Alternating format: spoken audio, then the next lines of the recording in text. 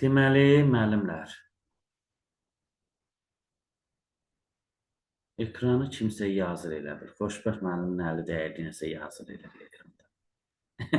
Ay müəllim, əlim dəyib, bilmirəm nə qayırım heç. Heç nə olmaz. Deməli, biz qeydimizi aparaq, müəllimlər. Deməli, mövzumuz funksiyalar. Funksiyalar bölməsində biz birinci nələri öyrənək? Ümumiyyətlə, funksiyanın qaydası deyir ki, x dəyişəninin hər bir qiymətinə, y dəyişəninin yeganə qiyməti uyğun olarsa, x-in y-dən asıllığına funksional asıllıq və ya funksiya deyilir. Məsələn, bax, y bərabərdir x üstəgələ 2. Burada x-ə istənilən qiymət alır. Məsələn, x istənilən qiymət alır, y yeganə qiymət alır. Yəni, x-in hər bir qiymətinə y-in yeganə qiyməti deyirik, uyğun olarsa, x-in y-dən belə asıllığına funksional asıllıq və yaxud da funksiya deyilir. Aha, müəllimlər, funksiya 4 üsulla verilə bilir. Birinci üsul bizim bildiyimiz analitik üsul.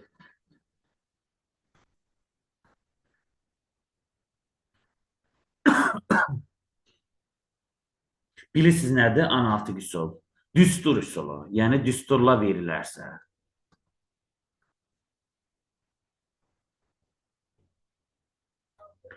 İkinci cədvəl üsuludur.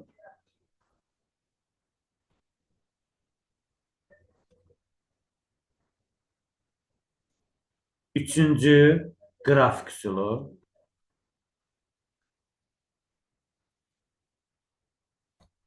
Dördüncü təsvir üsulu.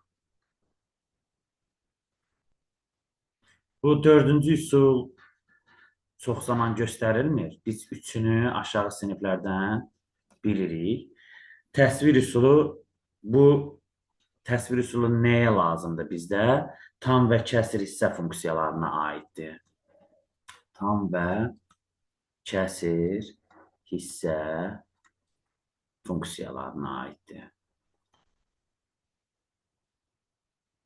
Aha. İndi biz funksiyaların, ümumiyyətlə, funksiyanın gedişatı, bizə funksiyada nə lazımdır? Funksiyanın sıfırları, sonra funksiyanın təyin oblastı, funksiyanın artma azalması, funksiyanın təkliyi, cütlüyü, ondan sonra tərs funksiyalar, mürəkkəb funksiyalar, bunlar haqqında danışacağıq. Birinci, funksiyanın sıfırları haqqında danışım. Elə Rum rəqəmlərlə belə yazaq, funksiyanın sıfırları. Nə deməkdir funksiyanın sıfırları?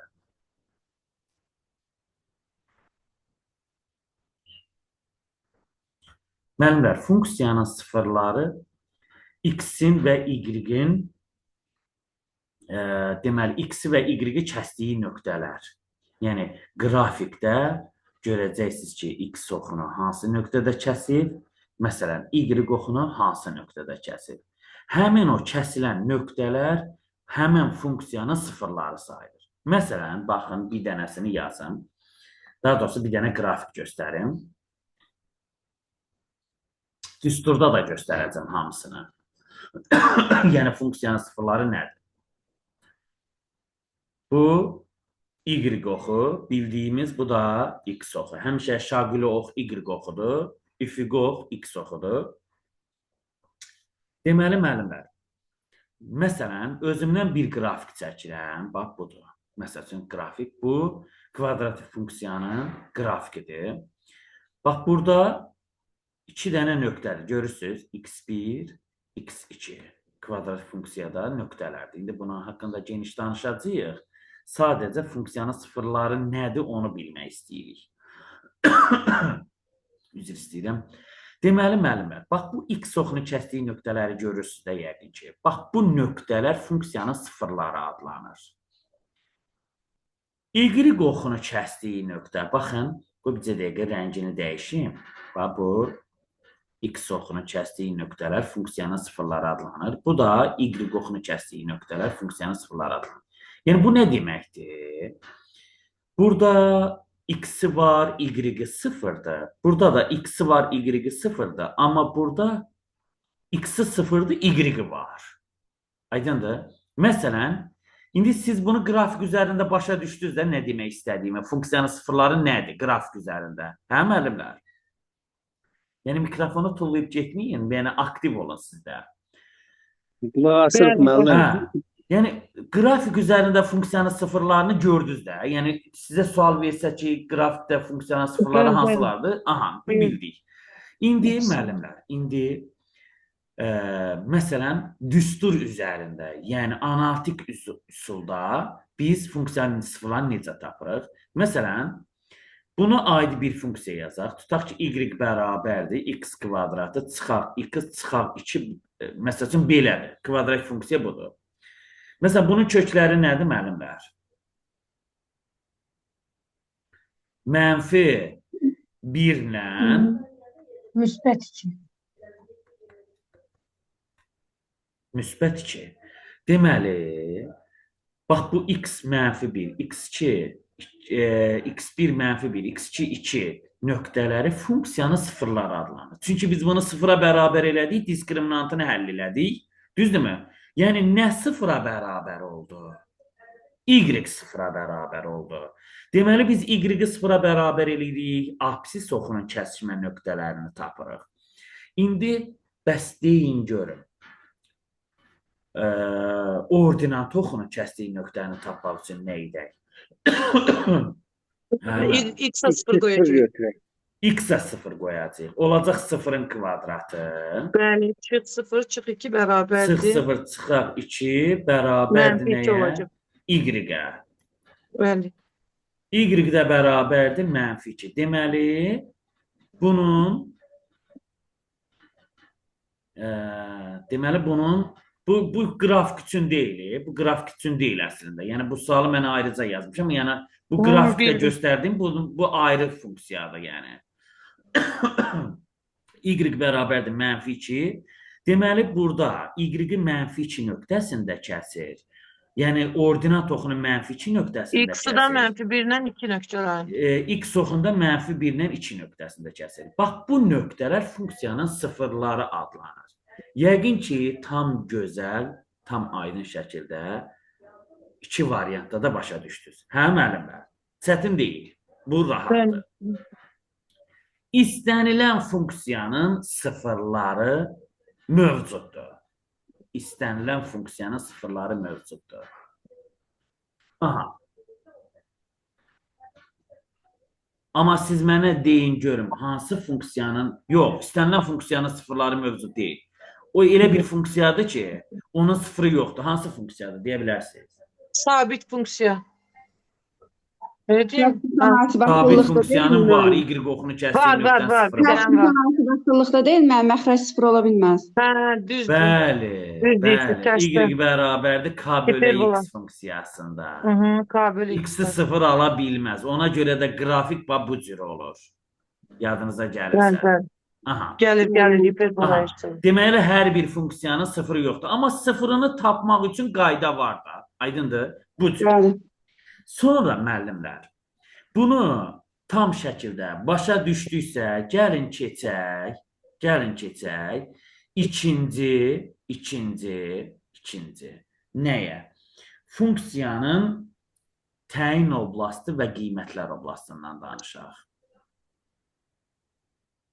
Yazarıq funksiyanın. Yəni, bunları bilən zaman istənilən funksiyanın təyin oblastını, qiymətlər oblastını araşdırmağa bacaracağıq. Deməli, funksiyanın təyin və qiymətlər oblastı.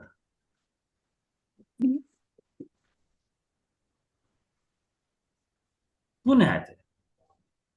Keçən dəfə şagirdimin biri sual verir ki, müəllim, oblast nədir? Aralıq. Oblast aralıq. Deməli, funksiyanın təyin oblastı. Məsələn, müəllimlər, y bərabərdir. Məsələn, x çıxaq 2 funksiyası. Baxırıq. Bura. Müəllimlər, burada, bax bu x istənilən qiymət ala bilir, düzdür? Bəli.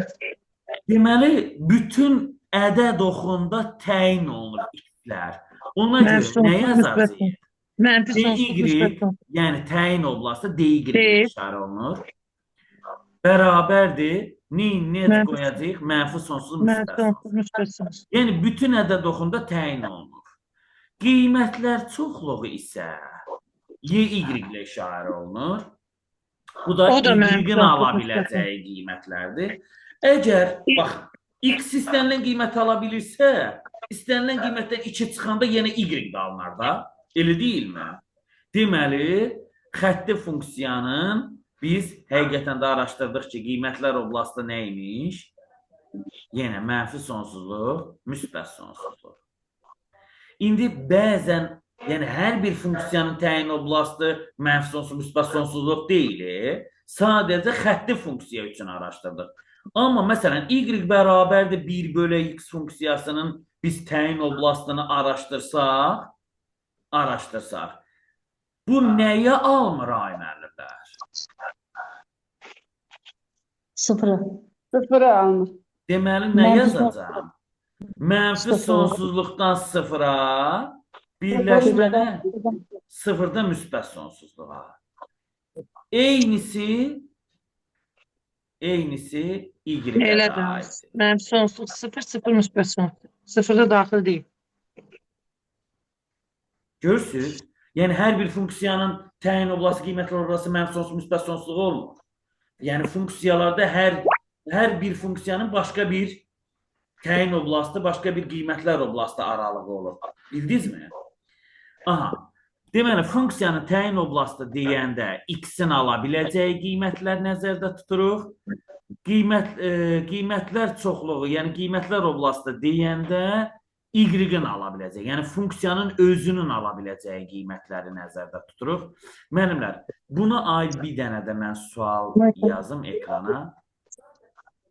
Mən buna aid bir dənə də sual yazım ekrana.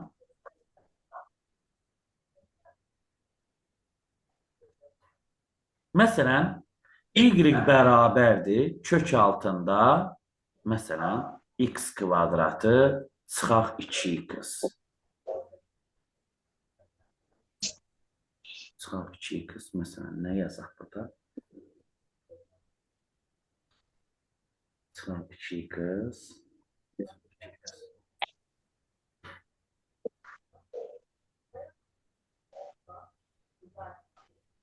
Elirim diskriminantı. Bunu çıxaq 2x yazmayaq. X kvadratı çıx 3x topla 4. 3x topla 4 olsun. Bunun diskriminantı var mı? Viyete göre olur da. Olmuraq.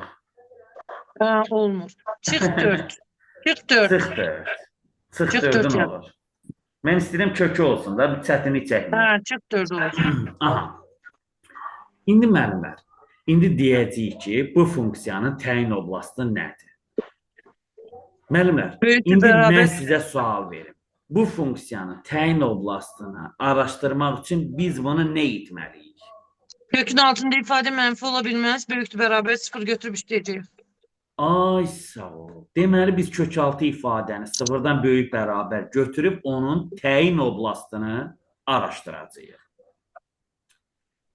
Araşdıraq, görək. Gəlin bu funksiyanın təyin oblastını araşdıraq. Deməli, kökləri nə olacaq müəllimlər? 3-lə 1. 3 mənfi. Mənfi 1, 3. Hə, mənfi 1 də. 3-lə mənfi 1. Boy, mənfi 1, 3-ə vuranda mənfi 4 deyiləmir axı. 4-lə mənfi 1. Yox, bu da bax. Mənfi 1-lə 4. Cəmi 3 Bəli. eləyir, hasili -4 eləyir. Böyük Hı, bərabərdir 0. Deməli, bunun aralığı 0-dan böyük bərabər olduğuna görə nə yazacağıq müəllimlər? Mənfi sonsuzluqdan -1-ə, eləmi? Bəli. Birləşmə nə? 1 Dört müsbət sonsuz. 4 müsbət sonsuzluq. Deməli, biz Müəllim, bunun çox təyin deyil. oblastını tapdıq, eləmi? Deyik. Niyə onu Bəli. kökdə yazdınız müəllim? Hə? Kökdə. İkincidə niyə kökün altında yazdınız Olmasın onu? kökdə. Olmasın, belə. Hı hı. Aha. 4 müsbət sonsuz.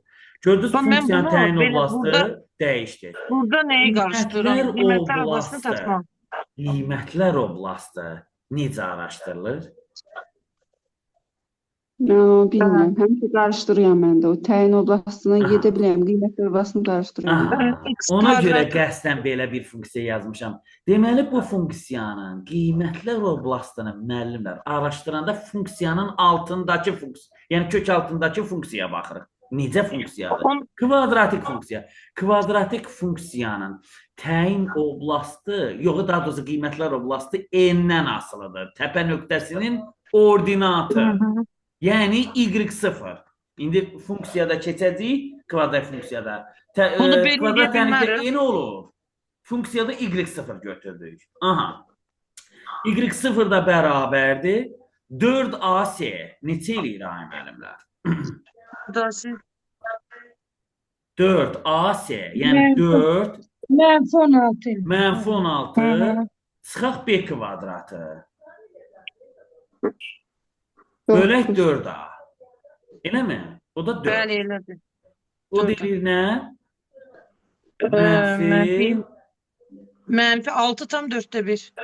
Belə yazaq da, neyinirik ki ona? -4 Mənfi 4də 25. Bizə o lazım deyil, bizə onu tapmaq lazım idi. Yəni, nədir? 4-də -25.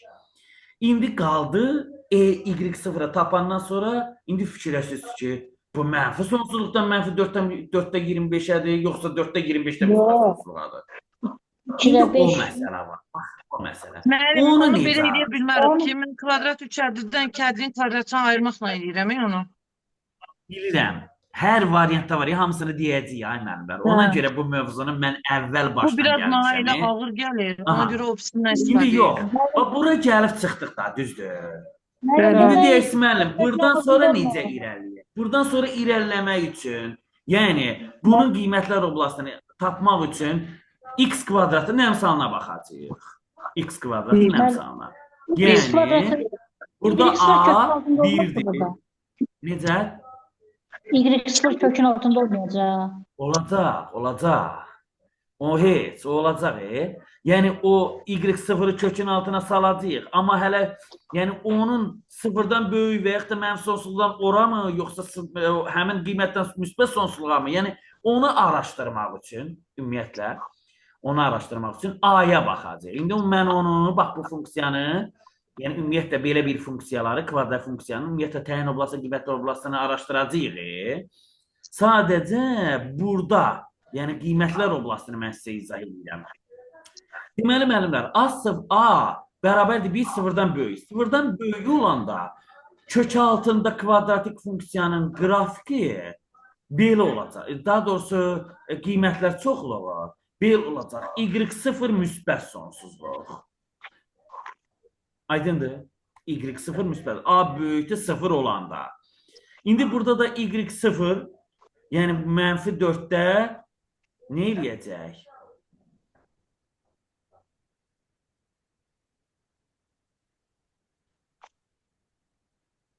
Bircə dəqiqə.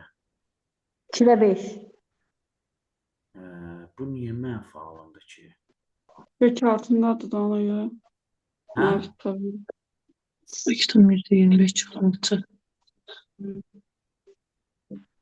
4 Hə, A şey. yox, yox. Burada bir iş var, iki əməl var. Burada müəllimlər, deməli təyin oblastı nə oldu? Deməli kök altında nə yazacağıq? 4-də -25, düzdür? 4-də -25-də müsbət sonsuzluq olmalıdır əslində bu. Elə deyilmi? Hə. Düzdür də müəllimlər, belə olmalıdır. Bax bu cür. Amma kökaltı ifadə mənfi ədəd olmadığına görə bunun aralığını nə götürəcəyik? 0 müsbət sonsuz. 0 Ha, Aydındır. İndi təsadüfən yazdıq orada diskriminantı, daha doğrusu y0-ı mənfi elədi də. Yəni sıfırdan kiçik oldu. Əslində bunun özü sıfırdan böyük aralıq götürülməlidir. Aydındırmı? Deməli, nə olacaq müəllimlər? 0 müsbət sonsuzluq. İndi bunun hər şeyini araşdıra biləcəyik. Yəni bunun hər bir yolunu deyəcəm kvadratik funksiyada. Sadəcə qiymətlər çoxluğu, təyin oblastı, hər bir funksiyada ayrı-ayrı olduğunu və necə tapıldığını gördük. Aydındırmı? İndi hər bir funksiyanın olsa təyin oblastı, qiymətlər oblastını başqa cür yanaşacağıq. Yəni hər bir üçün qayda var. Deməli, bu belə.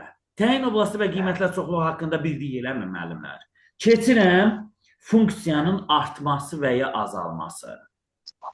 Yazırsınız. Üçüncü funksiyanın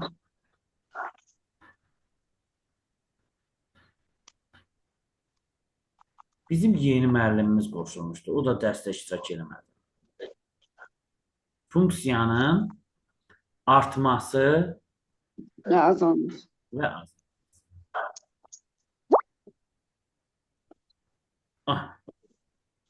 Müəllimlər, funksiyanın artması və azalmasını birinci düstur kimi göstərim.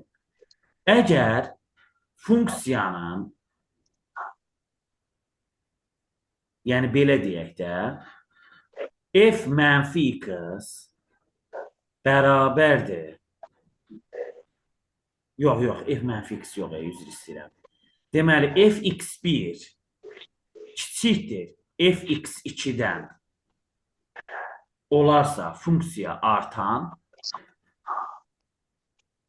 fx1 böyükdür fx2-dən olarsa azalan. İndi deyəcəksiniz, müəllim, biz tam başa düşmədik. İndi tam başa düşmək üçün mən yenə biraz genişə çıxacam. Yəni, bu fx1, fx2 nədir, müəllimlər? Mən onu sizə deyim. Məsələn, bir dənə funksiya yazıram özümdən. Nə yazaq? Məsələn, bir funksiya yazaq.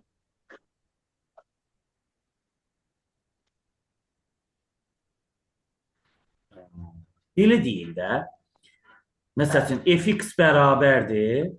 Fx bərabərdir. 3 minus x. 3 minus x. Bir dənə də yazım. Bunu araşdıraq. Bunu araşdırmaq üçün müəllimlər. Bir dəfə f1 verək. 1 verəndə nə olur? 3 çıxaq 1, 2. 2 verəndə nə olacaq? 3 çıxaq 2, 1. Azaldı, gördünüz? Bax, f1-də 2 oldu, f2-də 1 oldu. Hansı şərtə uyğun oldu? İkinci şərtə. Yəni, qiyməti böyüdükcə, yəni funksiyaya qiymət verdikcə, daha doğrusu x-ə qiymət verdikcə, funksiyanın qiyməti böyüyürsə, o artan olur. X-ə qiymət verib böyüdükcə, funksiyanın da qiyməti kiçilirsə, onda həmən funksiya azalan olur. Aydın oldu müəllimlər. Deməli, bu funksiya necə funksiya olacaq? Azalan. İndi bunun üçün qayda da deyə bilərəm. Əgər funksiya xətti funksiyadırsa, indi deyəcəyik o, xətti funksiyaya gələndə deyəcəm. Xətti funksiya üçün azalması qaydadır.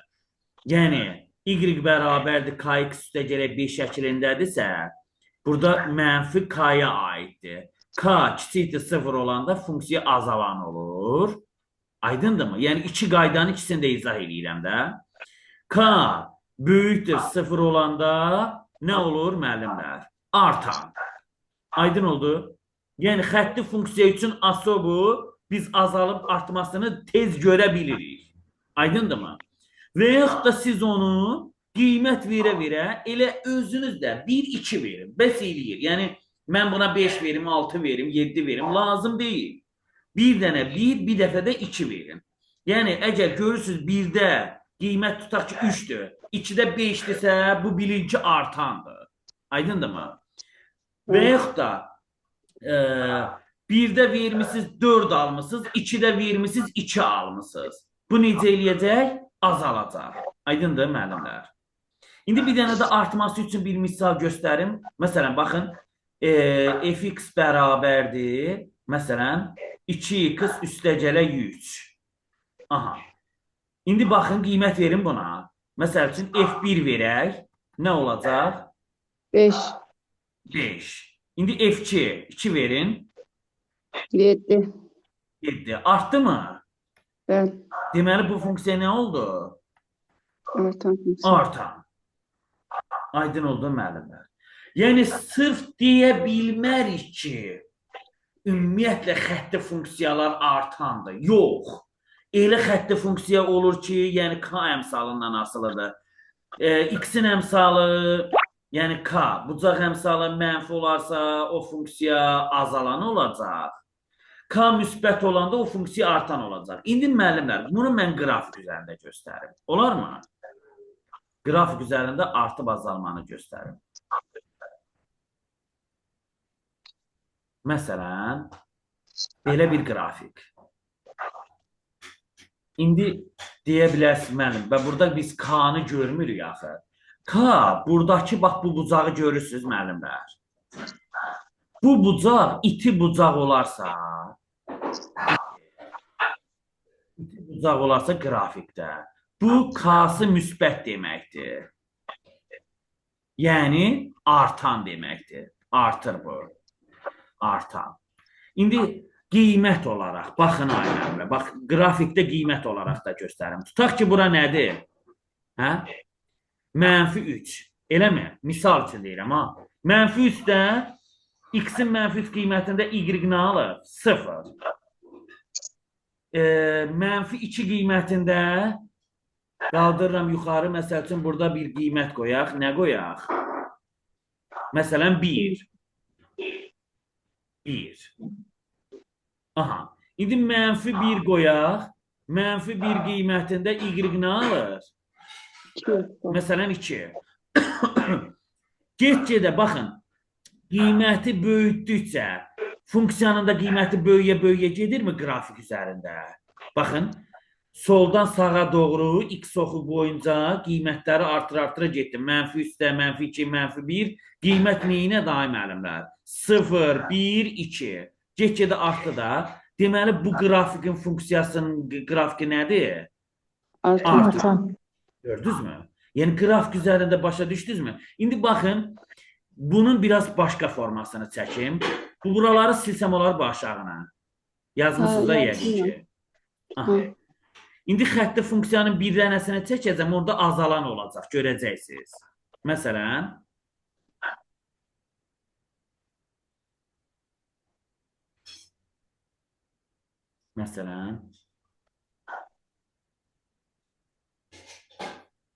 bax bu, qrafik, məsələn.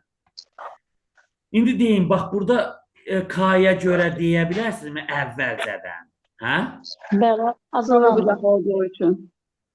Bax, bucaq kör bucaq oldu. Burada iti bucaq olanda deyirdim K-sı nədir? Böyükdür 0. Burada kör bucaq olanda K-sı kiçikdir 0 olur, ay müəllimlər. K bərabərdir deyəsiz hardan alınır? K bərabər tangens alfa. O da bərabərdir B bölək nə? A.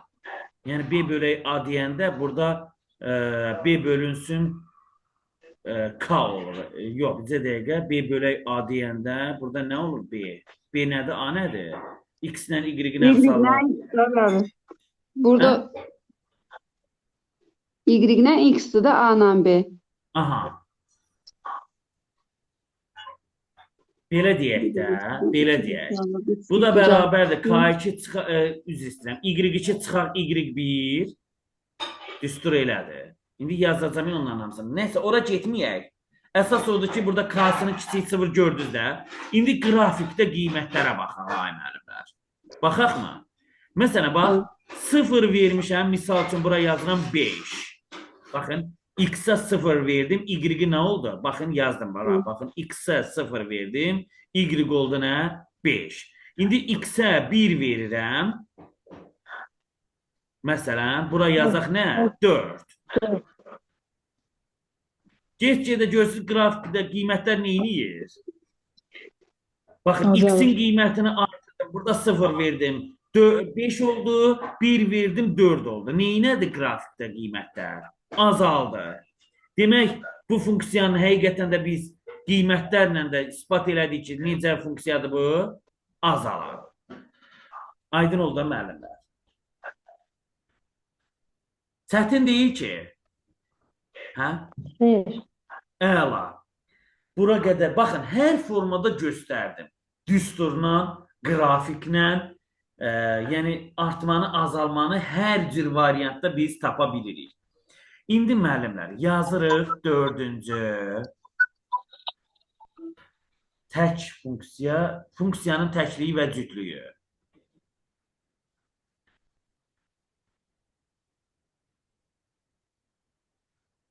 Hə.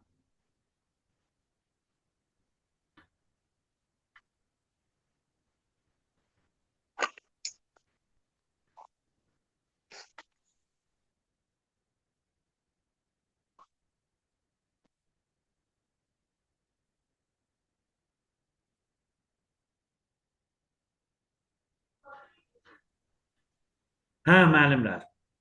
Funksiyanın təkliyi və cütlüyü. Bu haqda danışaq. Bu haqda danışaq. Bura qədər çətinliyiniz yoxdur ki, ay müəllimlər. Mən bunu xırdalığa qədər hər şeyini deyirəm ki, yəni çətinlik çəkməyəsiz. Yəni ümumiyyətlə köklü həll eləyirəm də, köklü problemi həll eləyirik.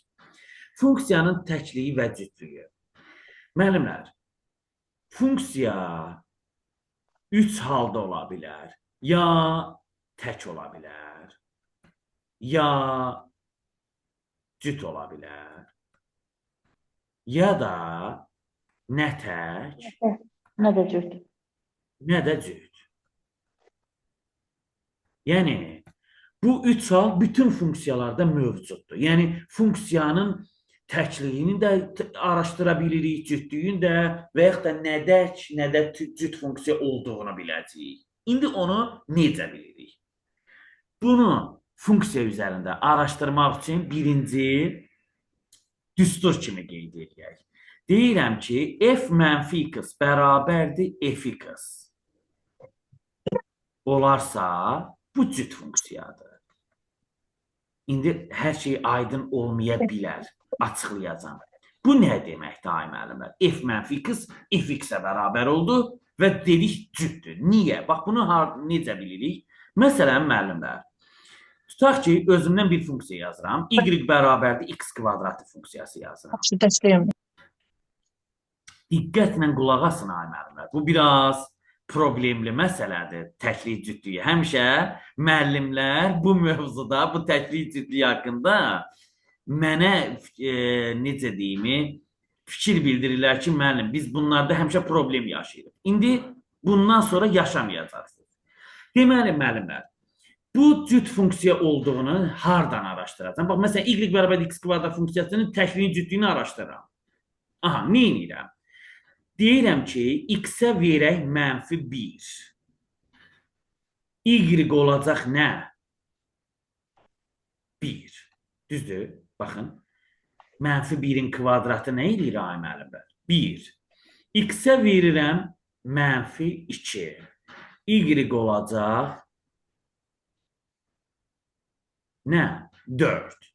İndi eyni bu qiymətin müsbətini verməliyəm. Baxın, x-ə 1 verirəm, y olur 1.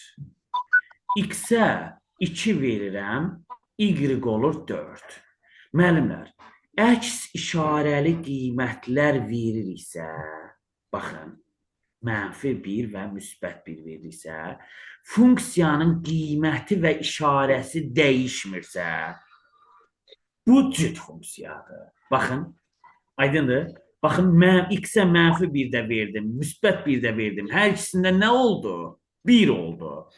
İndi baxın, mənfi 2 də verdim, 4 oldu. Müsbət 2 də verdim, 4 oldu. Gördünüzmü? Baxın, mənfi 2 ilə müsbət 2 verdik, ikisində də 4 oldu. Deməli, işarəcə əks qiymətlər veririksə, funksiyanın qiyməti dəyişmirsə, deyirik bu funksiya cüt funksiyadır. Aydın oldu müəllim. Çətin deyil ki. Xeyr mi? Aha. İndi bu x kvadratına görə sübutuydu. Başqa bir funksiya deyin. Onu da araşdıraq. Məsələn, bir dənə funksiya deyin özünüzdən.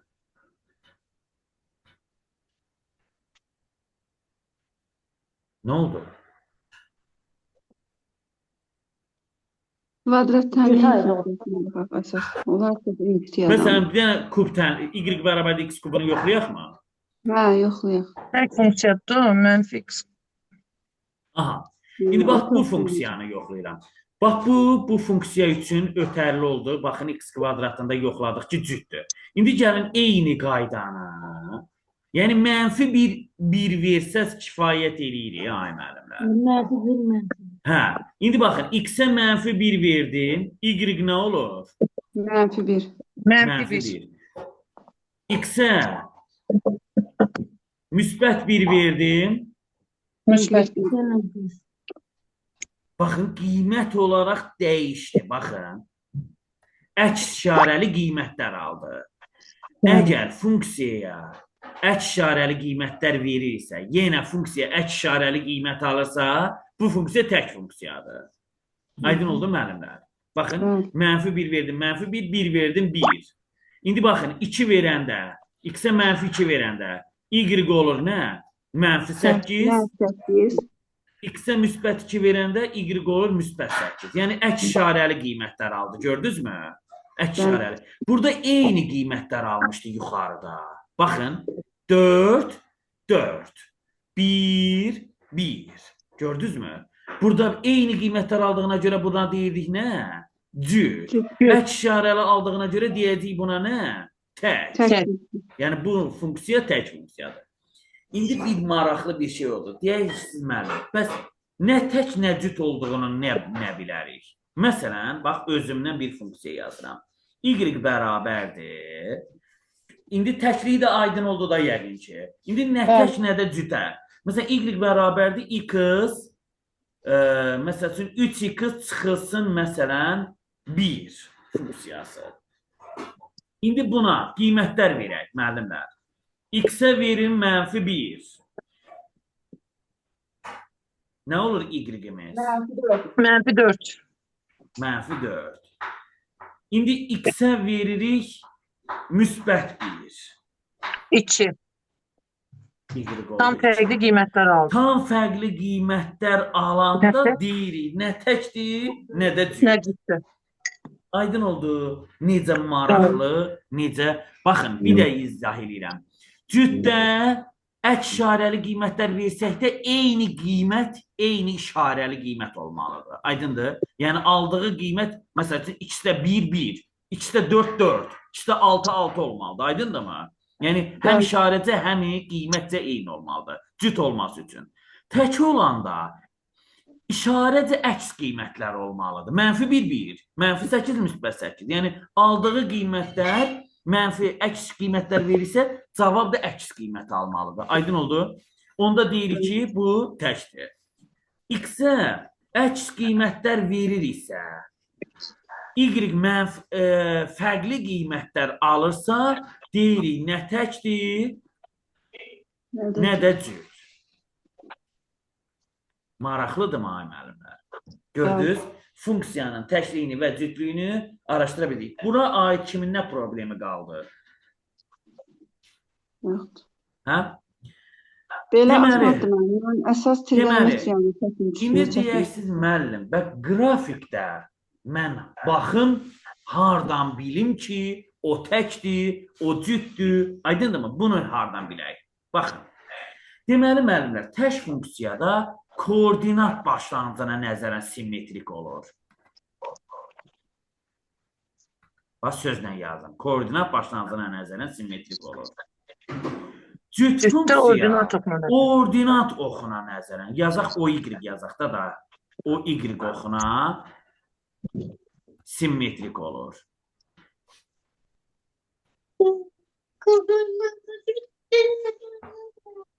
Aydındır müəllimlər. Deməli, tək funksiya necə oldu? Koordinat başlanğıcına nəzərən simmetrik. Deməli, cüt funksiya o y qovuna nəzərən simmetrik olmalıdır.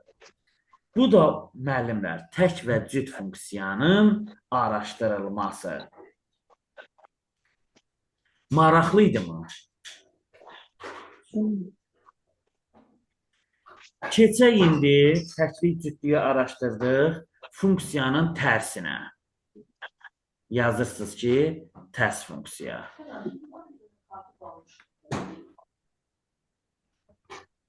Hacı.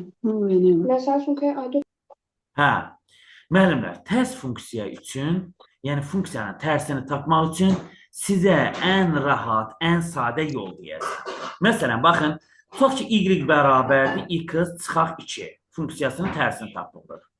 Burada neyini? Y-in yerinə x yazırsınız, x-in yerinə y yazırsınız. Onda üstündə mənfi bir yazın ki, tərsi olduğunu sübut göstərsin. Yəni, burada bunu fərqləndirmək üçündür da, aydındır mı? Yəni, üstündə mənfi bir qoyuluq ki, həqiqətən də funksiyanın tərsi bu olacaq. Aydın oldu mu? Bu funksiyanın tərsi. Nə yazacağım? Çıxaq 2. Buradan y üstü mənfi 1 bərabərdir nəyə? X üstə gələk 2-yə. Deməli, bu funksiyanın tərsi nəymiş ay müəllimlər? X plus 2. Aydın oldu? Sonra mürəkkəb funksiya haqqında danışaq. Tərs funksiyanı qeyd elədiniz.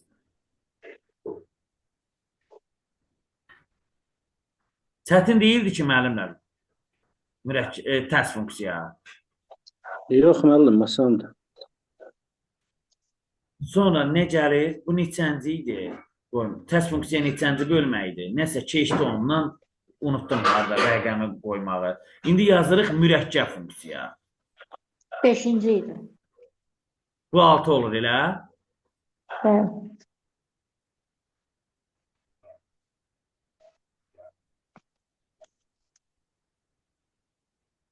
Mürəkkəb funksiya.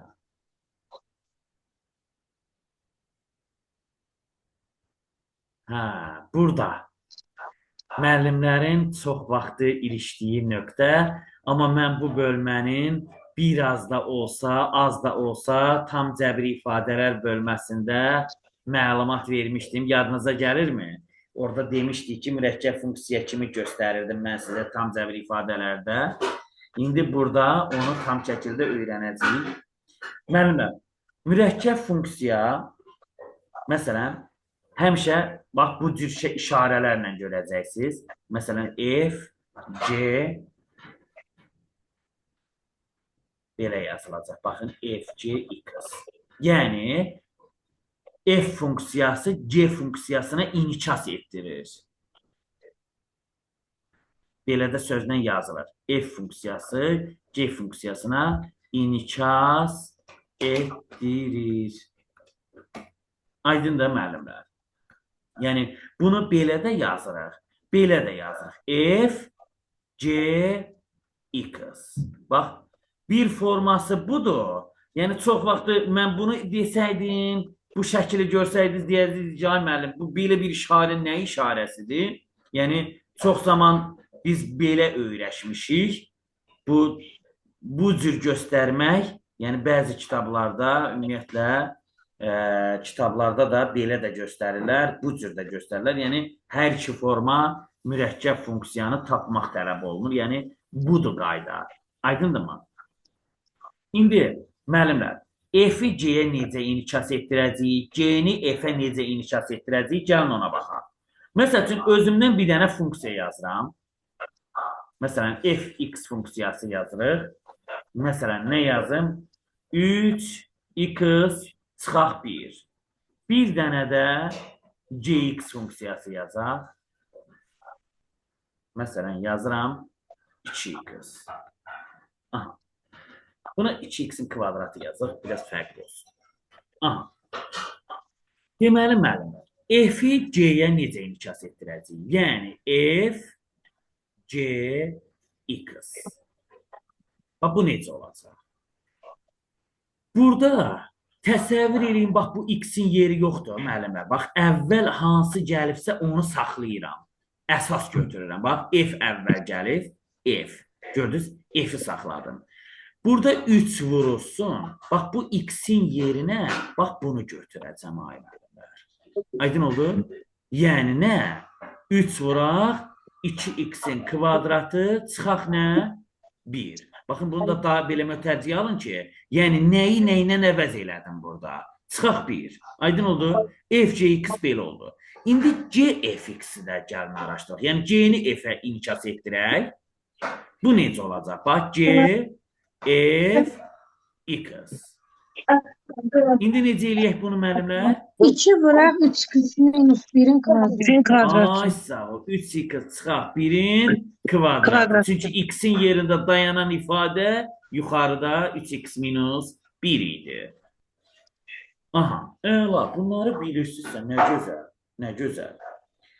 Mürəkkəb funksiyada aid problem. İstəyirsiniz, başqa bir sual da belə göstərə bilərəm. Yəni, nümunə kimi. Müəllim, Ehtiyac buna var- bir dənə də qəliz bir misal yazın. da. Qəliz bir misal yaxşı. Qoy görüm, güvəni açın. Elə qəlizini araşdırıb tapacam, deyək sənə mənim. Bu nə idi? Mən bir dənə də çətinlik çəkirəm. O f-5. Məsələn, 4 olarsa f5 nəyə bərabərdir? Onlarda çox çətinlik çəkirəm. Bu bir də dərəcəsi yazılır üstündə. Mən onda çaşırım. Bizə dəqiqə səbirli olun. Səbirli olun, çox Onları xahiş bilirəm. edirəm. Bunları bilirəm mən hamısını. Bunlar rahatdır. Yəni mənə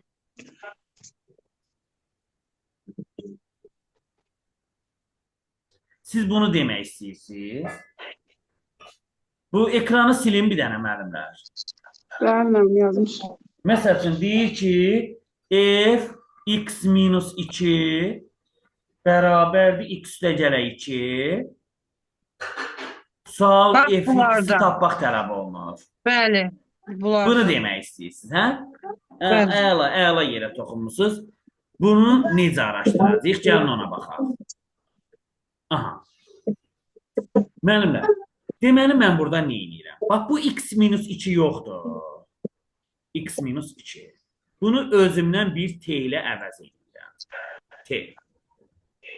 Buradan x-i tapıram.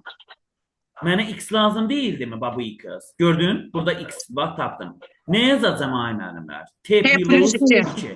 Bu t yeni funksiyanın x-idir. Sadəcə fərqli göstərdim ki, bir-birindən dəyişik salmayın da. Məsələn, x yazsam, deyəsiniz, x-lər ixtisar gedir. Hə? Bax, belə göstərsəm ay müəllimlər. Bax, x minus 2 bərabərdir x göstərsəm, deyəsiniz ay müəllimlər. Bax, burada x-lər gedir. Yəni, getməmək üçün nə edirəm? T yazıram o birisinə. Aydındır? T. Aha. Deməli, x bərabər t plus 2. İndi nə edəcəm, ay müəllimlər? Bunu nəyə əvəz eləmişdim? Nə ilə əvəz eləmişdim? Hə? T ilə də. Düzdür? T ilə. İndi yazıram. Baxın, f x bərabərdir. X-in yerinə nə yazacağam burada? T plus 2. T plus 2. Bir T də plus 2 yazıram. topla 2. T Bu plus da neçə 4. eləyir? T plus 4. T Çətin də deyilmiş. həmən o x-dir də. X üstəgələk 4. Bəli, bəli. Qutardı getdi. Aydın oldu, qutardı getdi. Yəni budur. Budur. Bax, şərtimiz bizə lazım olan müəllimlər. Bu idi. Bax bu. İndi belə bir sual verim. Rəqəm qoyaq ora, hə? X yox, bir rəqəm qoyaq. Olarmı? Məsələn, bunu qeyd elədinizmi dəftərinizə? Bəli. Bir dəqiqə müəllimlər. Mən bu ruçkanı təzədən aktiv edəcəm. Bir dəqiqə. Bir dəqiqə.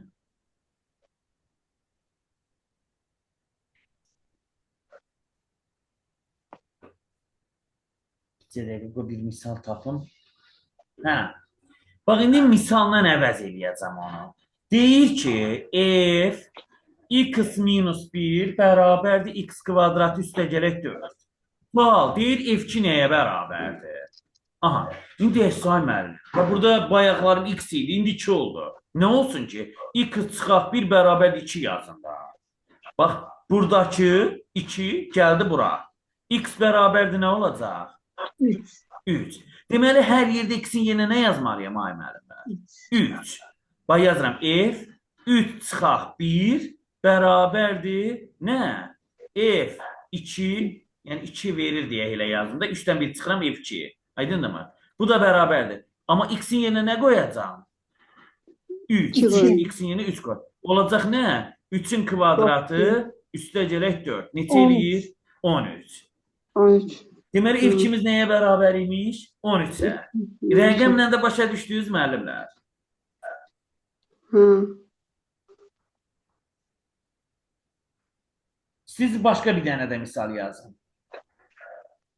Yəni f-in daxilində olan o x minus 1 ya hər hansı bir ifadə o 2-yə Burada bərabər olur. sağda nə verirsə ona bərabər götürəcək. Aydın, başa düşdüm. Bax, buradakı nəyi sorutur ona bərabər götürəcəyik. Qutardı getdi. Başa düşdüm. İndi. Bax, bir dənə də sual. Bax, deyir ki, bunu qeyd elədiniz dəftərinizə. Yəni, Bax, deyir ki, F2 qız güvəndəki suallar deyir bunlara ay müəllimlər. 6x də gələk 8. 8 deyirəm 2 yazıram. Mən deməli, deyir ki, nəyi tap? F-x'i. F-x'i. İndi yenə, burada neyiniyim? 2x-i nə ilə əvəz edeyim ay müəllimlər? T ilə. X ilə yazsam dedim axı, burada x olsa bəli. bərabərdir x deyək ki, orada x də x-a gedir, 2 bərabərdir 1 qalır. Görürsünüz? T ilə əvəz edirəm. Deməli, x bərabərdir nə olacaq? E bölü 2. T bölü 2. İndi Hə. fx bərabərdir yazırıq. Nə olacaq? 6 vuraq. T T bölü bölü 2. 2. Topla 8. Topla 8. Bəli. O da Burada da 3T 2 topla ilə 8. x-a gedir. 3t. Üstə gələk 8. Yəni 3x. 1 3x topla 8. Ay sağ. Gördünüz. Bu da mürəkkəb funksiyanın gözəl qaydası. Çətin deyil ki, ay müəllimlər. Mənə elə gəlir ki, bundan sonra çətin olmayacaq. Bayaq neçənci bölmədə qaldıq? 6 idi mürəkkəb funksiya. 6'nı yazdık, 7'sini yazdık. 7-də yaxın. Aha. İndi yazın tam və kəsir funksiya. Qutarmır elə müəllimlər. Hələ harasa da indi biz funksiyaların özlərinə keçid edəcəyik. Yəni bu xırda hissələridir. Tam və kəsir hissə. Kəsir hissə funksiya.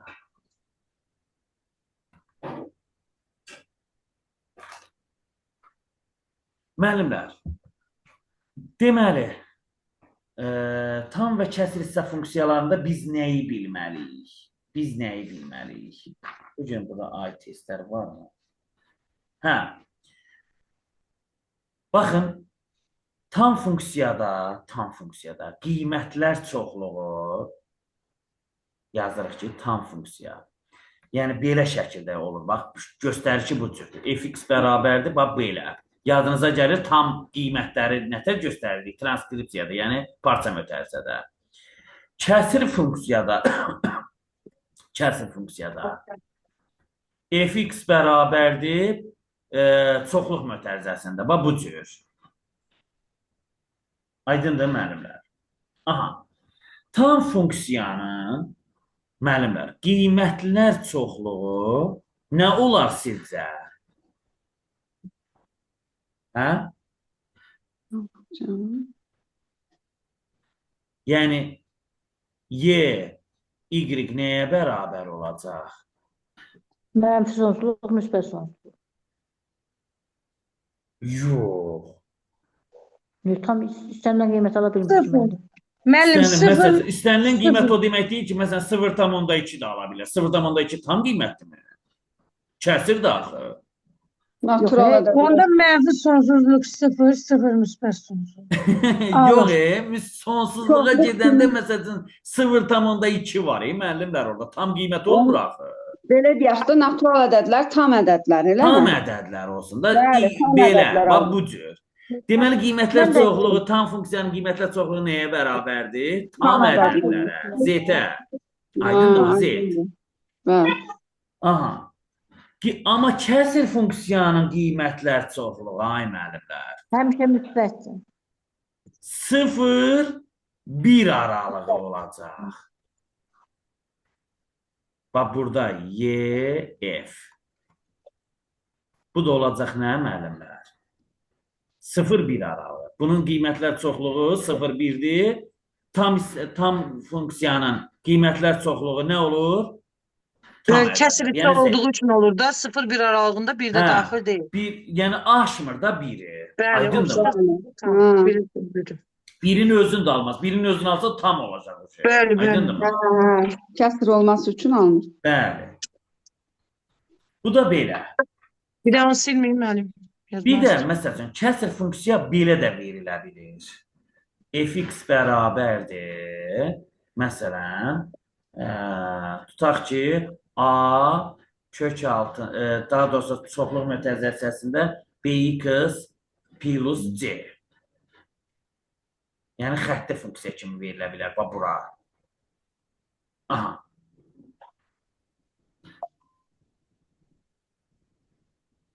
Bunun qiymətlər çoxluğu nə olar sizcə, ay müəllimlər? Necə verilə bilər? Bax, belə. Bax, bu cür verilir. O kəsr hissəsidirmi? Yox, ümumiyyətlə. Yox, kəsr hissədə belə bir funksiyadır. Bx üstəgələ C. 0-1-i bura vurun. Bax, bura. Bax, bura vurun. 0-1-i bura vursaq, bax, bu ifadəyə vursaq. 0. Bir də nə eləyəcək? A. A. Aydındır müəllimlər. Necə? Onu anlamadım. O başa düşmədim, onu çatmadı. Bu A bir qiymətdir də 2-dir, 3-dür, 5-dir, nə bilim, nədir? Hə, Kəsr hissədə budur da. Bax, bunun özünün qiyməti 0-1 idi də. Yine biz 0-1'i bak bura vururam. Bir dəfə 0'ı bura vururam. Bir dəfə də 1'i vururam bura. Buranın 1'ini almır onsuz da. Bx üstəgələkçi 1'i almır. 1'i almadığına görə A'ya vururuq da. Qabağındakı A da var. Bir dənə hər hansı bir ifadə var burada. A, qiymət. A, məsəl üçün 3. Məsələn, bir dənə misal göstərim də buna. Məsələn, fx bərabərdir. Yazıb ki, tutaq ki, 3 vurulsun. Məsələn, 2x üstəgələk 4. Aha. Deyir, bunun qiymətlər çoxluğunu tapın. Neyiniyək? Üstəgələk 4. Biri Sıfırla sıfıra bir də birə vuracaq. Hələm, sıfırla 3. Sıfırla 3. 0-dan 3. Bəli. Ən kiçik qiymət neçə oldu? 0. 0. Ən böyük qiymət neçə olur? 2. 2. Bəli. 3 alın. Gördünüz mü? Hı. Aha, bu cür. Yəni, o demək deyil ki, siz kəsr funksiyanı həmişə bu cür görəcəksiniz. Yəni, belə. Aşağıdakı formada da görə bilərsiniz. Yəni, deməli, çoxlu mötərizənin içərisində yəni, belə bir xətti ifadə görərsiniz. Yəni, xətti ifadə. Aydındır? Müəllim, orada biz x-ə veririk də 0-ı. Necə? Mötərizənin içərisi tam 0 alır. Tam 0, hə. Tam 0 alır, ay müəllimlər, tam. Onda x mənfi kağıtla mötərizə 0-a bərabər olar. Necə? 4 ala bilməz axı kəsir isə, ona görə 0 götürürük da. 2 vur 0, 0. Biz orada x-in yerinə qoymuruq. Oy, müəllim deyir ki, 0-a vururuq və 1-ə vururuq. Elə deyil müəllim? Yəni, Bəli, x-in yerinə 1-ə. qoymuruq. 1'ə vuranda düz olmadı. Yox, müəllim deyir ki, x-in yerinə mi deyə qoyuruq 0-la 1-i? Yox, bu çoxluq mötərizəsinin içərisi həmişə 0-1 aralığında olur. Bu qabağındakı 3'ə vurulur da. Aydındır mı? Yəni 3'ü 0'a vururuq 0, 3'ü 1'ə vururuq 3. Bəli, bəli, bəli. Yəni, biz təsəvvür edirik ki, 2x plus 4 0-a bərabər qiymət Bəli, alır. bir dəfə 0-a, bir və dəfə bir də 1-ə. A olacaq. Ya da 1-də, yəni A Bəli. nəymiş? 1 olacaq. Bəli. Aha, tam və kəsr hissə funksiya da bu qədər müəllimlər. Keçirik. Yazırsınız indi bizim bildiyimiz 7-ci sinifdəki xətti funksiya.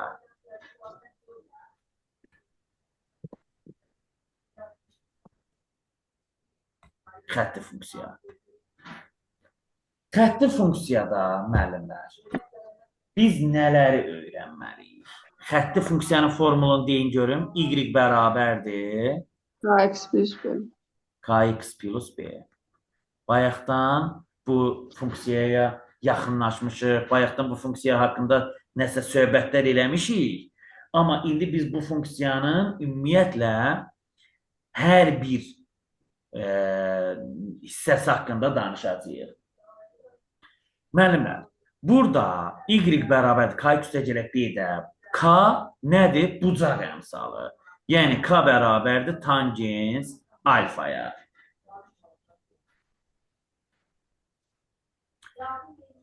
Buradakı b sıfıra bərabər olarsa funksiya hansı şəkilə gəlir? Kx. Kx. Yəni necə funksiya olacaq? Düz mütənasib funksiya. Aha. Bu xətti tənlik haqqında yadınıza gəlirmi? Xətti tənlik haqqında biz bir məhsulu tənliklər bölməsində öyrənmişdik. Düzdür, müəllimlər? İndi biz buna funksiya kimi baxacağıq. Xətti funksiyanın bir-bir növlərinə baxacağıq. Yəni təyin oblastı, məsələn, A bəndi, təyin oblastı, yəni dy. Bayaq danışdıq, funksiyanın təyin oblastı nədir? Mənfi sonsuzluq, nə? Müsbət sonsuzluq. Qiymətlər çoxluğu nədir, müəllimlər? Mənfi sonsuzluq, müsbət sonsuzluq. Mənfi sonsuzluq, müsbət sonsuzluq. Biz başqa nəyi öyrəndik? Artmanı, azalmanı yadınıza gəlir. Ardıcılıq necə idi? O bayaqlar neçə? 8 dənə bu yazdıq, deyilmi? K sıfırdan böyük olduqda artandır. Aha, bayaq dedim, baxın. K sıfırdan K kiçik böyük olduqda olduqda azalan. artır. Üçün ədəd oxunda. K sıfırdan kiçik olduqda da azalır. K kiçikdir, 0 olduqda azalır. Azalır. Bucaq kimi də dedik ki, bucaq iti olanda. Bəli, bucaqdan da, yəni onu ayrı edə bilirik. Sonra funksiyanın dövrü olub olmadığını, yəni bu funksiyanın dövrü yoxdur. Yox. Dövrü funksiya deyil. Dövr edən funksiya bilirsiniz də, o hansı funksiyalardır. İndi ora gələcəyik. Dövr edən funksiya ümumiyyətlə trigonometrik funksiyalar olur. Bəli. Aha, dövrü yoxdur.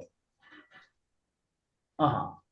İndi iki dənə müəllimlər xətti funksiya haqqında, iki funksiyanın qarşılıqlı vəziyyəti haqqında danışaq. Bunları qeyd elədiniz. Bəli.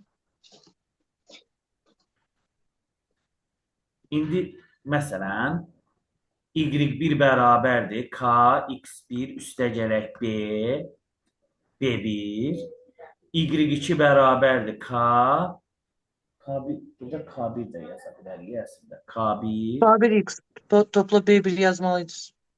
necə? K1x topla B1 yazmamalıydıq mı? K2x topla B2 yazmalıydıq. Çünki K'lara görə baxırıq da qarşılıqlı vəziyyətə K ilə B-yə. Əslində hamısından baxmalıyıq. K2, X2, B2 yazın, ay müəllimlər. Mənə X1, X2 də lazımdır. Bucaq əmsalının özünü tapmağa. Aydındır mı? Aha. Deməli, bax, bu iki xətti funksiyanın qarşılıqlı vəziyyəti haqqında danışacağıq. Qarşılıqlı vəziyyəti. Yəni, bizə lazım olur, misallarda var. Yəni, görəcəksiniz. Deməli, müəllimlər, birinci paralellik şərti. Yazırsınız ki, paralellik şərti. Etimad müəllim, xatırlayırsınız? Siz bunu bir dəfə deyilmişdiniz, deyirdiniz ki, bunun lazım nə vaxt istifadə edəcəyik. Gəldi vaxt, vədəsi gəldi, çatdı. Müəllim. Yadınıza gəlir, deyirdiniz, bunun nə zaman bizi araşdıracağıq? Burada araşdırıq, görürsünüzmü? Xətti funksiyaların qarşılıqlı vəziyyətində, paralellik şərti. Nə zaman olur, müəllimlər? K1-i K2-yə bərabər olanda. İfsiyon. Amma B1 fərqlidir B2'den fərqli B2 olmalı. olsun. 2. Kəsişirsə K1 fərqlidir. K2 mi olur? K1 fərqlidir Fərqlidir. K2 olmalıdır. 3. Perpendikulyar olarsa K1 bərabərdir. -1 bölünsün K2 değildi mi? hasili -1 olar da. Aha. K1 vuraq K2 Bəli, bərabərdir da nəyə? eyni şeydir. -1. 4. Üst-üstə düşərsə K1 de K2'ye bərabərdir. B1 de B2'ye. bəli. K1 K2-yə, B1 B2-yə bərabər.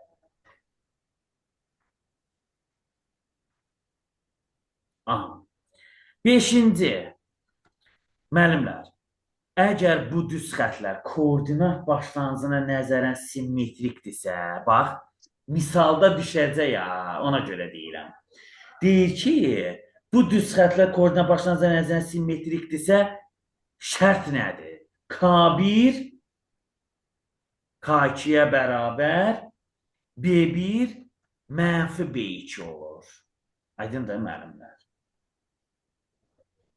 Koordinat başlanğıcına nəzərən nə dedim? Simmetrik Simmetrik olarsa. olur. Simmetrik olarsa. Müəllimlər, bu mövzu həqiqətən də çox böyük mövzudur. Ona görə mən istədim ki, elə dərs başdan ayağa funksiyalar olsun. 6. Deməli, müəllimlər, bir də biz bucaq əmsalını araşdırmağı da gəlin burada baxaq. Heç 16 yazmayaq. Bucaq əmsalı K. Deməli, bayaq yazdım eləmi onu? Y2 çıxaq Y1 bölək X2 çıxaq X1. Aydındır. Sonra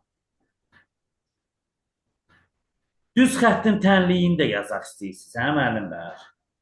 Lazım olar bizə. Nədir düz xəttin tənliyi? Y çıxaq Y1 bölək Y2 çıxaq Y1. Sonra X çıxaq X1 bölək nə? X2 çıxaq X1. Bu da düz xəttin tənliyidir müəllimlər. Bir də mənim gəlin xətti funksiyanın qrafik üzərində ümumiyyətlə qurmağı, orada sıfırlarını göstərim sizə. Olar, xətti funksiyanı bayaqdan, yəni kvadrat funksiyanın sıfırlarından danışdıq. Xətti funksiyanın sıfırlarıdır, ümumiyyətlə B-nin, sonra X-in, Y-in qiymətlərini necə araşdırırıq ona baxaq. Olarmı? Yəni xətti funksiyada, qrafik üzərində araşdırmalar aparaq da.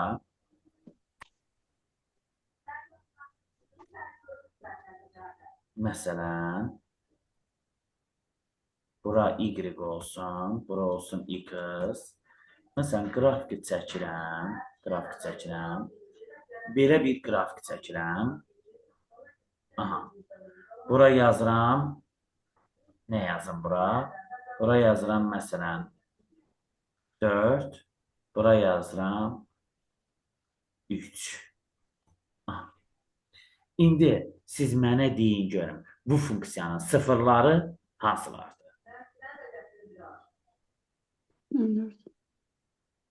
3. 0, 0, 4, 3, 0. Ümumiyyətlə, gəlin funksiyanın özünü analitik üsulundan, yəni düstura gətirək görək. Necə gətiririk? Kim deyər? Bax, bu qrafiki düstura gətirin. Misalın biri budur, bax, məsəl üçün. Elə bir... nöqtələrini quraq, 0, 3. Bax, belə bir sual verir, qrafik verir. Siz onu deyir düstura gətirin. Necə eləyirik? Birinci yazarıq 0 bərabərdir. Y bərabərdir K2 gələk B deyilmi, ay müəllimlər? Bəli, bəli. -4 bölü 3 K-dır. Deməli, X-ə 0 verib, Y 4 alıb. Bax, qoyaq. Yazarıq yazacağım? 0 bərabərdir. K vur 3 3 topla üstə B. gələk 4. Baxın, Bir X-ə də 0 yazarıq. verirəm, 0, K vuraq 0, üstə gələk B, bərabərdir Bərabərdir 4-ə. Bir də yazaram K vur 3. Üstə gəl B bərabərdir 0. B Bərabərdir. yerinə 4 də qoya Doğru. bilərik də birbaşa. Y4 olur, ha. K-da olacaqdır. Aha. Mənfi 4. K vuraq 3, üstə gələk B. Yox, bərabərdir 0 olmurmu bu? Aa, Yani K sıfır 0 oldu. olur. B'de 4. Onda olacak Mənfi 3-də 4. sağ. Deməli, B-miz 4-dür. Müəllimlər, həmişə Y oxunu kəsən nöqtə B olur. B. 4. Hər zaman ha, bax bu B olur, B. Hər zaman B. Aydındır? İndi burada K-sı neçədir bəs? Mənfi K'sı 3-də da 4. 3'te 4. 3'də 4. Menfi 3'te 4. Mənfi 3-də 4. Həqiqətən də mənfi olmalıydı da, bayaq demədimmi? Bəli, Çox bəli. uzaq. Azalır da, bəli. Aha. Olacak. İndi, Y indi beraberdi. funksiyanın özü. Menfi 3'te 4 x. 3'də 4, 4, x x topla üstə gələk 4. Ay sağ ol, bu oldu analitik üsullar göstərişi. Yəni sualın biri bu idi sizə aid. Məsələn, yəni belə düşə bilir. Aydın oldu? Bəli. Sonra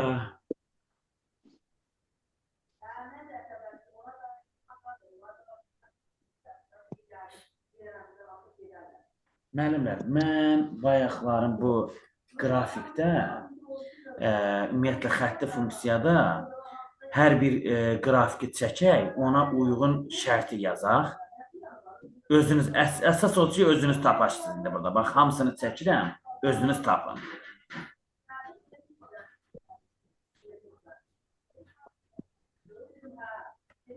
Aha.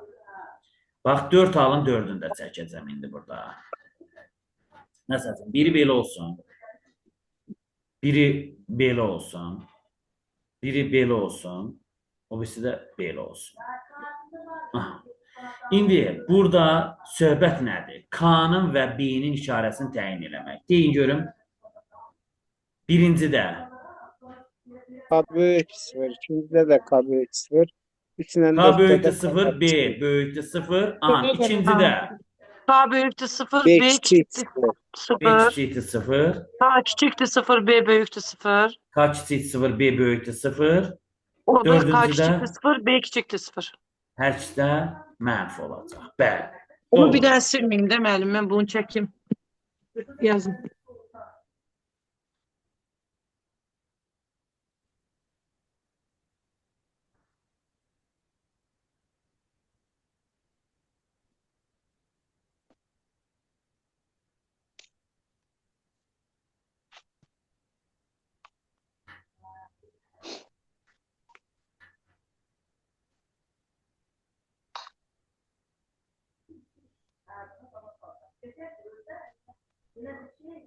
Bayaqlarım B-ni siləndə KX funksiyası qaldı.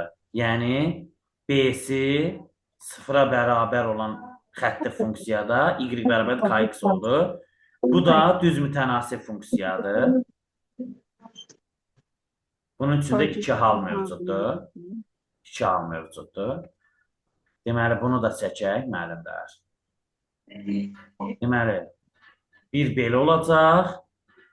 1, 4'dən, 3'dən keçəcək. 1, 2, Deməli, düz mütənasib funksiyanın qrafiki. Bu birinci rübdür, bu da üçüncü rübdür. Birinci, üçüncü rüblərdə yerləşir. Bu, deməli, K-sı böyükdür 0 olanda. Burada K kiçikdir 0. K kiçikdir 0 olanda, deməli, Bəli. ikinci, Dördüncü. dördüncü rüblərdən keçir. Aydın oldu müəllimlər. Bəli. Sonra bunları qeyd elədiniz. Bəli. İndi mən sizə bir sual verim. Deyin görüm düz mütənasib funksiyanın təyin oblastı nə olacaq? Qiymətlər oblastı nə olacaq? Artması, azalması necə olacaq? Deyə bilərsiniz? K sıfırdan büyük oldukça artandı. Ahan, K sıfırdan küçük olunca azalandı. azalandı. Təyin oblastı. Təyin oblastı mənfi sonsuzluq, müsbət sonsuzluqdur. Ahan. Qiymətlər Qiymətlər oblastı, oblastı o da da mən həmçinin. sonsuzluq, müsbət sonsuzluq. Sonra Bəli. təkdir, cütdür. Təkdir. Təkdir. Dəqiq olsun. Cütdür mü? Təkdir də. Məncə təkdir. Bir yoxlayın Kodlar görün. topladığına göre. Bir yoxlayın Yox. ay müəllimlər. Yox. Təkli ciddi yoxlayın görün bir dənə. Müəllim yuxarıdakılar y Yox, bərabər yuxarıdakılardan yox. Onu Ha, bilirik. burada Onu bilirik. Yuxarıdakıları bilirik. Yuxarıdakı xətti funksiyadır. Mən onun haqqında bayaqlarım sizə göstəriş eləmişəm. Amma KX haqqında, təklik cüzdü Mən haqqında Fatma müəllimə danışmamışdım. Onu yani özümüz burada necə araşdıracağıq. olacaq da? Əgər K sıfırdan böyükdürsə, Yox, O- müəllim təkdir bu. Ay təkdir. müəllimlər, y bərabərdir. KX dəcələk B funksiyasında dedik nə təkdir, nə cüt. Bəli. Bəli. Amma bu funksiya Burada haqqında K'dan asılıdır da, elə danışmamışdım. deyilmi ay müəllim? K'dan Araşdırın da, asılıdır. araşdırın görün buna. Məsələn, Əgər y bərabərdir K sıfır 2x. olsa, Məncə bu, Müəllim, nə mən tək-tək bilirəm, cüt müəllimlərə sual funksiyadır, ha? verirəm. Hə? bu təkdir. Nə tək K Tək. y bərabər 2x təkdir. Tək Amma funksiya. K y Bəli. bərabər Dedim də ay mənfi müəllim, mən- x olanda, Necə? Mən dedim də tək funksiya deyib, dedik Hə. dəqiq oldu. Mən də dedim bu tək funksiyadır. Yəni yazmaq üçün mən deyirdim də, yəni sonluq gətiririk də, bildinizmi? Tək Yəni, funksiyadır. mən fix bərabər defir. Həqiqətən də x-ə mənfi bir müsbət qiymət verəndə sadəcə işarəsini də dəyişəcək. Olacaq necə funksiya? Tək funksiya. tək funksiya. Gördünüzmü? Xətti funksiya ilə düz mütənasib funksiyanın üst-üstə düşməyən yeri oldu. Gördünüzmü ay müəllimlər? Amma əslində orada xətti yoxdur. funksiya əslində düz mütənasib funksiya hardan yaranıbdı? Xətti funksiyadan Xətti funksiyadan. yaranıb. Aha. Deyir, Sonra hər şey müəllim, dəyişir də. indi sabit funksiya haqqında danışaq. Nəyi sıfır olmalıdır sabit funksiyada? Sabit funksiya. Y Qartı bərabərdir B Kaç şəklinə gəlir də. B. Elə deyilmi? K sıfıra bərabər. K bərabərli 0 olduqda.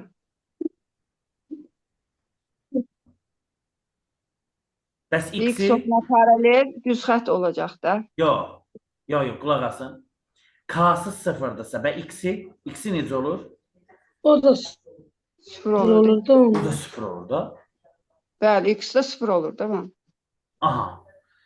Deməli, y bərabərdir B funksiyasında hər zaman x sıfır olur, ay müəllimlər. Bəli. Aydındır. İndi qrafika baxın hələ. Qrafika baxın. Bunun haqqında biraz danışaq. Müəllimlər, deməli, bu müsbət B-nin qrafikidir. Bu da mənfi B-nin qrafikidir. Görürsünüz? Bura Bəli, yazın çox müsbət B, burada yazın mənfi B. B kiçikdir sıfırın qrafikidir. Bir dənə gözəllik odur ki, ümumiyyətlə sabit funksiyaya cüt funksiya kimi ad veririk. Cüt funksiya. Çünki qiymət dəyişikliyi olmur, hə? Ona görə Bəli. baxın. Deyirik ki, daha doğrusu nədir funksiya? Sabit Sabit funksiya funksiya. cüt funksiyadır. Qutardı getdi. Aydındır müəllimlər. Sabit funksiya cüt funksiyadır. Sonra bunun haqqında Mənim başqa gözlər nə bunu deyək? çəksin. Təyin oblastı deyin görüm. Mənfi sonsuzluq. müsbət sonsuzluqdur. X-in bütün qiymətlərini alır da. Və qiymətlər çoxluğu B. B. Bəli. B. Aydın oldu mənim. Maraqlı idi, yəqin ki, bura qədər. Ümumiyyətlə, xətti funksiyanın törəmələri haqqında da qutardıq. Keçirik. Hansı funksiya gəlir? Kvadratik funksiya. Kvadrat funksiya.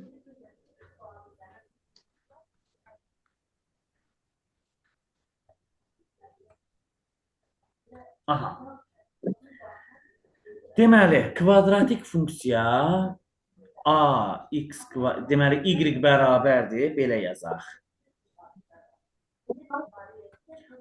X kvadratı üstəgələ B2 üstəgələ C şəklində verilən funksiya kvadratik funksiya deyilir. Burada şərt var, müəllimlər. Hə? Burada şərt varmı? Nəsə Nəyin şərt şərti? olmalıdır. A fərqlisi. Değil mi? Bəli, A fərqlisi. fərqlisi. O olmasa, o kvadrat funksiyadan söhbət gedə bilməz ha. Yəni Bəli, hər zaman dəyişəcək. şərtidir o. Yəni kvadratlı tənliklərdə də o şərt qorunur. Burada da qorunur. Sonra müəllimlər, kvadratik funksiyanın x0-ı, yəni təpə nöqtəsinin hələ bura keçməyək də. Aha. Gəlin qrafik çəkim. Qrafik çəkim. Deməli, qrafika uyğun iki nöqtədə kəsməsi. Birinci. Diskriminant sıfırdan böyük olanda yazırsınız ki, apsis oxunu, yəni OX oxunu iki nöqtədə kəsir. Kəsir. İndi onu göstərəcəm. Baxın, ya belə ola bilər qrafik, aydınmı?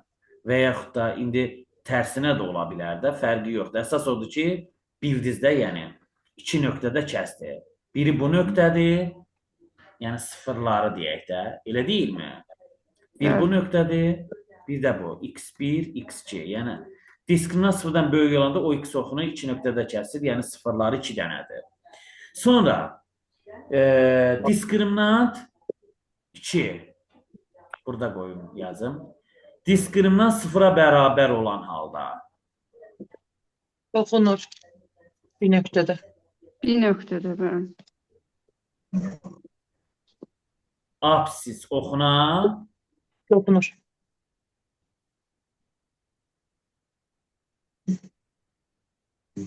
ya belə olacaq, ya belə olacaq, ya bu cür olacaq, eləmi? Bəli. Belə olacaq. Aha. Neynədir? Bir nöqtədə apsis oxuna toxundu. Apsis oxuna toxundu. Bu, burada, yəni kvadrat funksiya y bərabərdir x minus x1, x minus x2 şəklində olacaq. Yəni, gördünüzmü? 2 dənə kökü. Amma burada bu funksiyanın göstəricisi y bərabərdir a vuraq x minus m-in kvadratı. M yazaq, yoxsa x0 yazaq? M yazaq, fərqi yoxdur. X minus m-in kvadratı. Buradakı m təpə nöqtəsinin apsisidir. Yəni x0. Yəni o da bərabərdir nəyə? Mənfi b bölək 2a-ya. Sonra bu m vahid sürüşmələrdə göstərim ay müəllimlər sizə. Yox, müəllim, bilirik də olar. Bu müsbət m-lərdir. Bu da mənfi m-lərdir. Yəni bu düsturdakı, yəni bu m mənfi olarsa, x dəyərli m şəklində olarsa, budur qrafik, müsbət m olanda. Yəni bu mənfi m-in mənfisi deyil, ha, düsturun mənfisidir. Yəni buradakı mənfi düsturun mənfisidir, m-in mənfisi deyil. Aha. Sonra üçüncü hal nə idi müəllimlər? Kiçikdir, sıfır olmalı. Diskriminant kiçikdir sıfır olanda, onun da qrafikini göstərək. Deməli, bu cür olacaq, elə deyilmi? Bəli. Yəni, apsis oxunu kəsmir. Yazırsınız ki, o x oxunu kəsmir.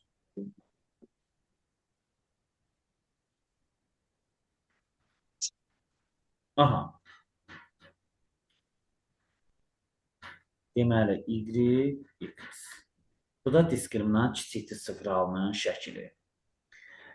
Sonra kvadrat funksiyanın deməli 3 halının 3-ünü də yoxladıq. Sonra bizə nə lazımdır? Artan, azalan bunlar. Baxaq mı, yoxsa baxmayaq? Təyin oblastına gəlin, qiymətlər oblastına baxaq. Yazırıq ki, y bərabərdir ax kvadrat üstə gələk bx üstə gələk c. Deməli, bu funksiyanın təyin oblastı d, y bərabərdir. Nədir ay müəllimlər? Mənfi sonsuzluq, müsbət sonsuzluq. y bayaq da dedim. Necədir? 2 hal mövcuddur. A sıfırdan böyük olanda nə olur? N müsbət sonsuzluq. N deyəndə Bəli. yəni y sıfır yazaq da burada. A sıfırdan küçük olanda mənfi sonsuzluq n. Mənfi sonsuzluq N. Aydın oldu. Bunun qiymətlər çoxluq oldu. İndi bizə nə lazımdır? Artıb azalması. Onu qrafik üzərində göstərim. Sizə dəqiqə müəllimlər. Məsələn, bu funksiyanın artıb azalmasını tapmaq üçün nə edəcəyik? Çox iyi bəcər çəkdim. Aha, bax belə. Deməli, birinci burada nəyi tapmaq lazımdır? X0-ın yeri, düzdür? Aha. Deməli, mənfi sonsuzluqdan bu da y0-dır, ay müəllimlər. X sıfıra qədər azalır. Deməli, bu hansı halıdır da bilmirəm da necə yazmısınız. Aha. Deməli, mənfi sonsuzluqdan bunun da işarəsi söhbəti var da. A, yazırsınız, böyükdür 0 olanda mənfi sonsuzluqdan x0-a neynir? Azalır. X sıfırdan da müsbət sonsuzluğa artır. X0-dan müsbət sonsuzluğa, bəli, artır. İndi bax, qrafik üzərində göstərin, bax. Burada azalır, fikir verirsiniz. Azalır. Burada neynir? Artır. Artır. Qrafik üzərində də həqiqətən də qiymətlər get-gedə y oxu boyunca yuxarı qalxır. Görürsünüzmü? Y-in qiymətləri artır. Sonra A kiçikdir 0 olanda. A kiçik 0 olanda. Bax, şəkil Tərsi olacaq da. Bax, Mənfi belə sonsuzluq. şəkil. Deməli, mənfi sonsuzluqdan X sıfıra qədər artır.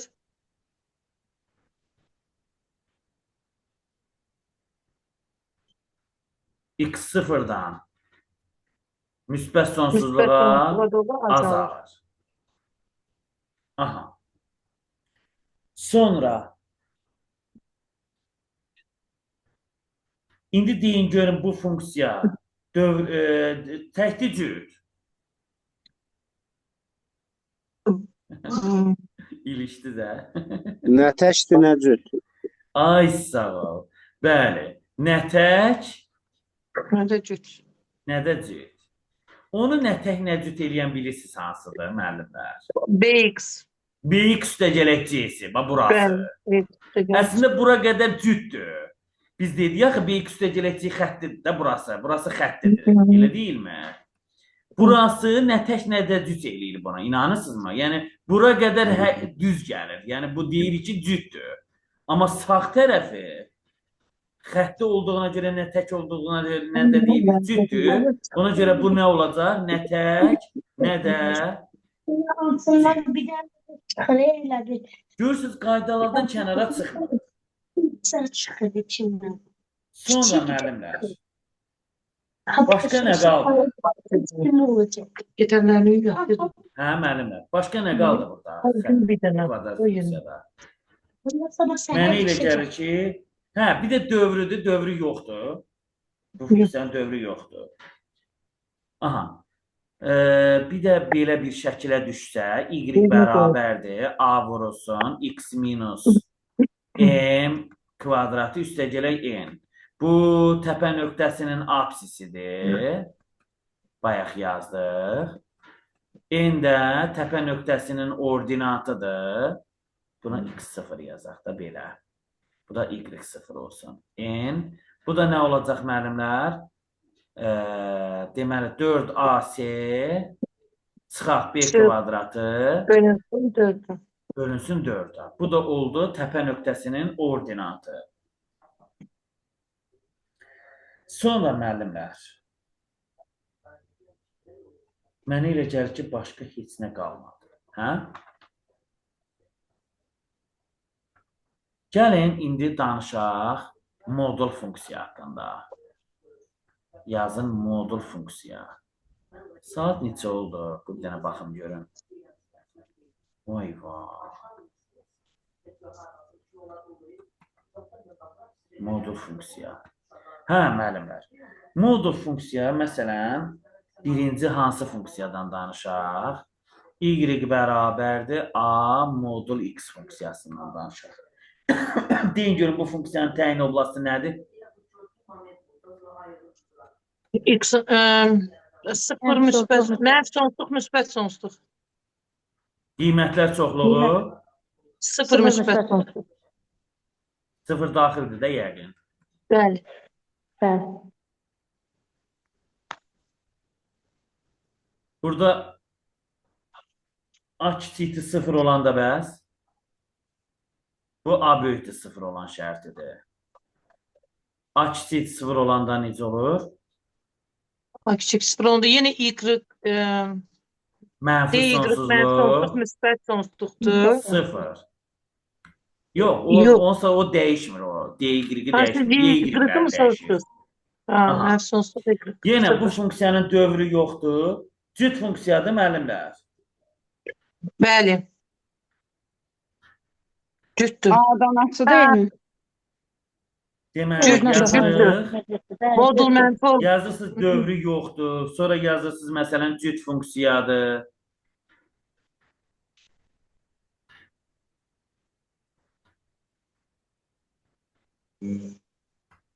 Sonra bunun da sağa sürüşməsi var, müəllimlər. Qoyun da göstərim.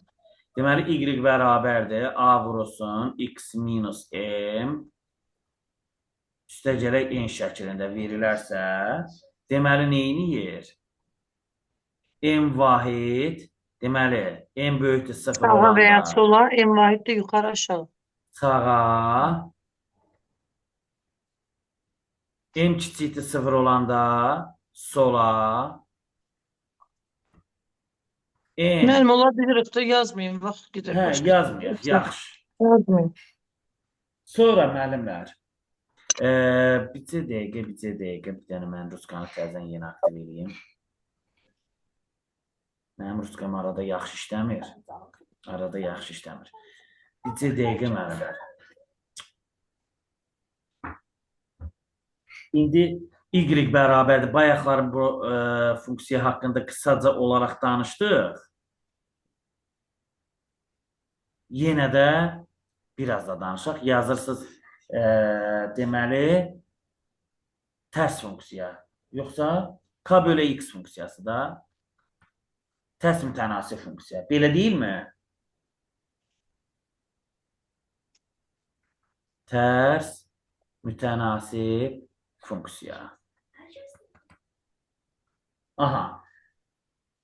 Deməli, tərs funksiya haqqında nələri öyrənməliyik? Birinci, təyin oblastını deyin görüm, ay müəllimlər. Bayaqlar deyəsən yazmışıq. Sıfırdan başqa bir tane dedilər çoxlu. Mənfi sonsuzluq. Mənfi sonsluq sıfır daxil deyil.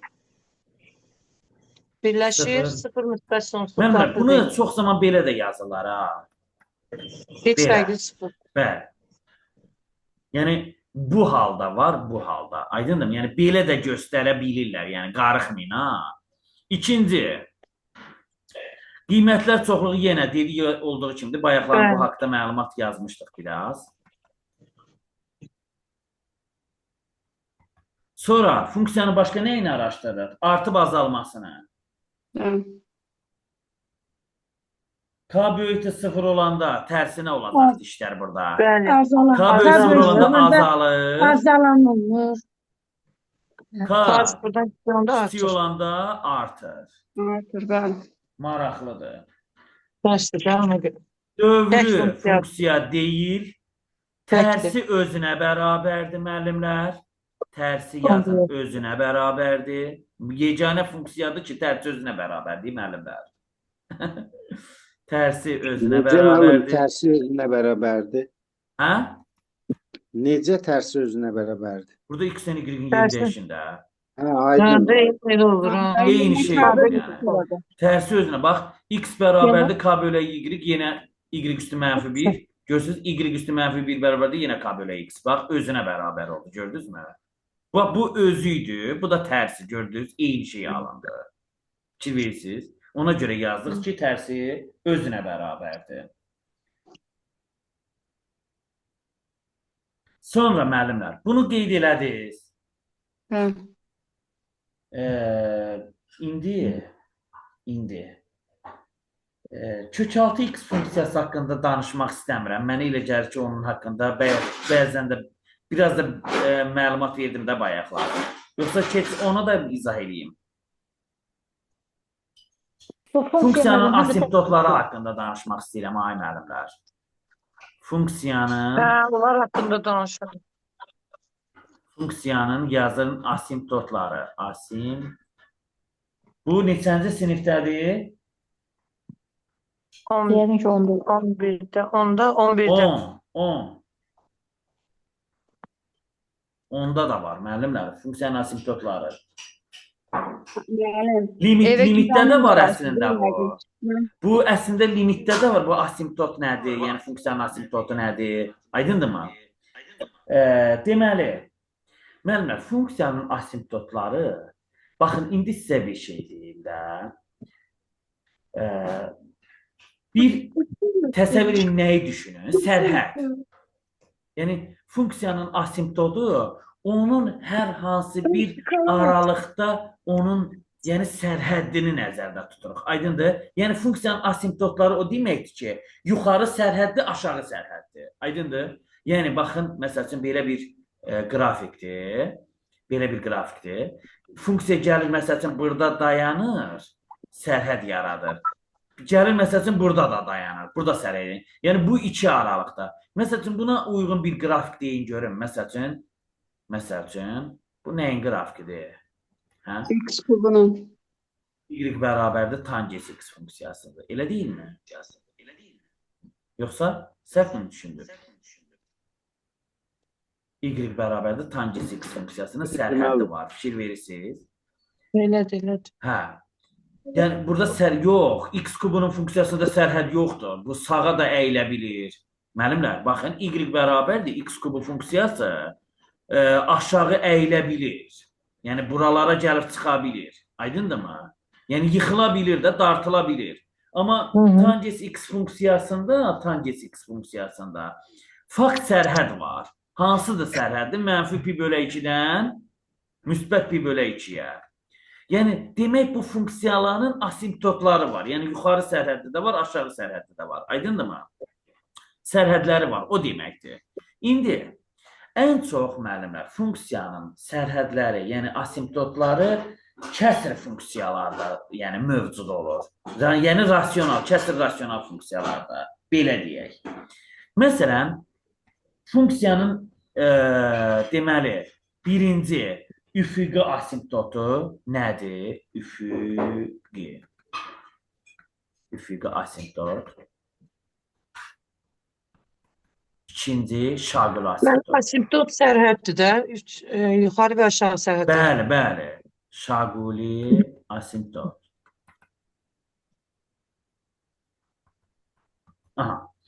Bir də var maili asimptot.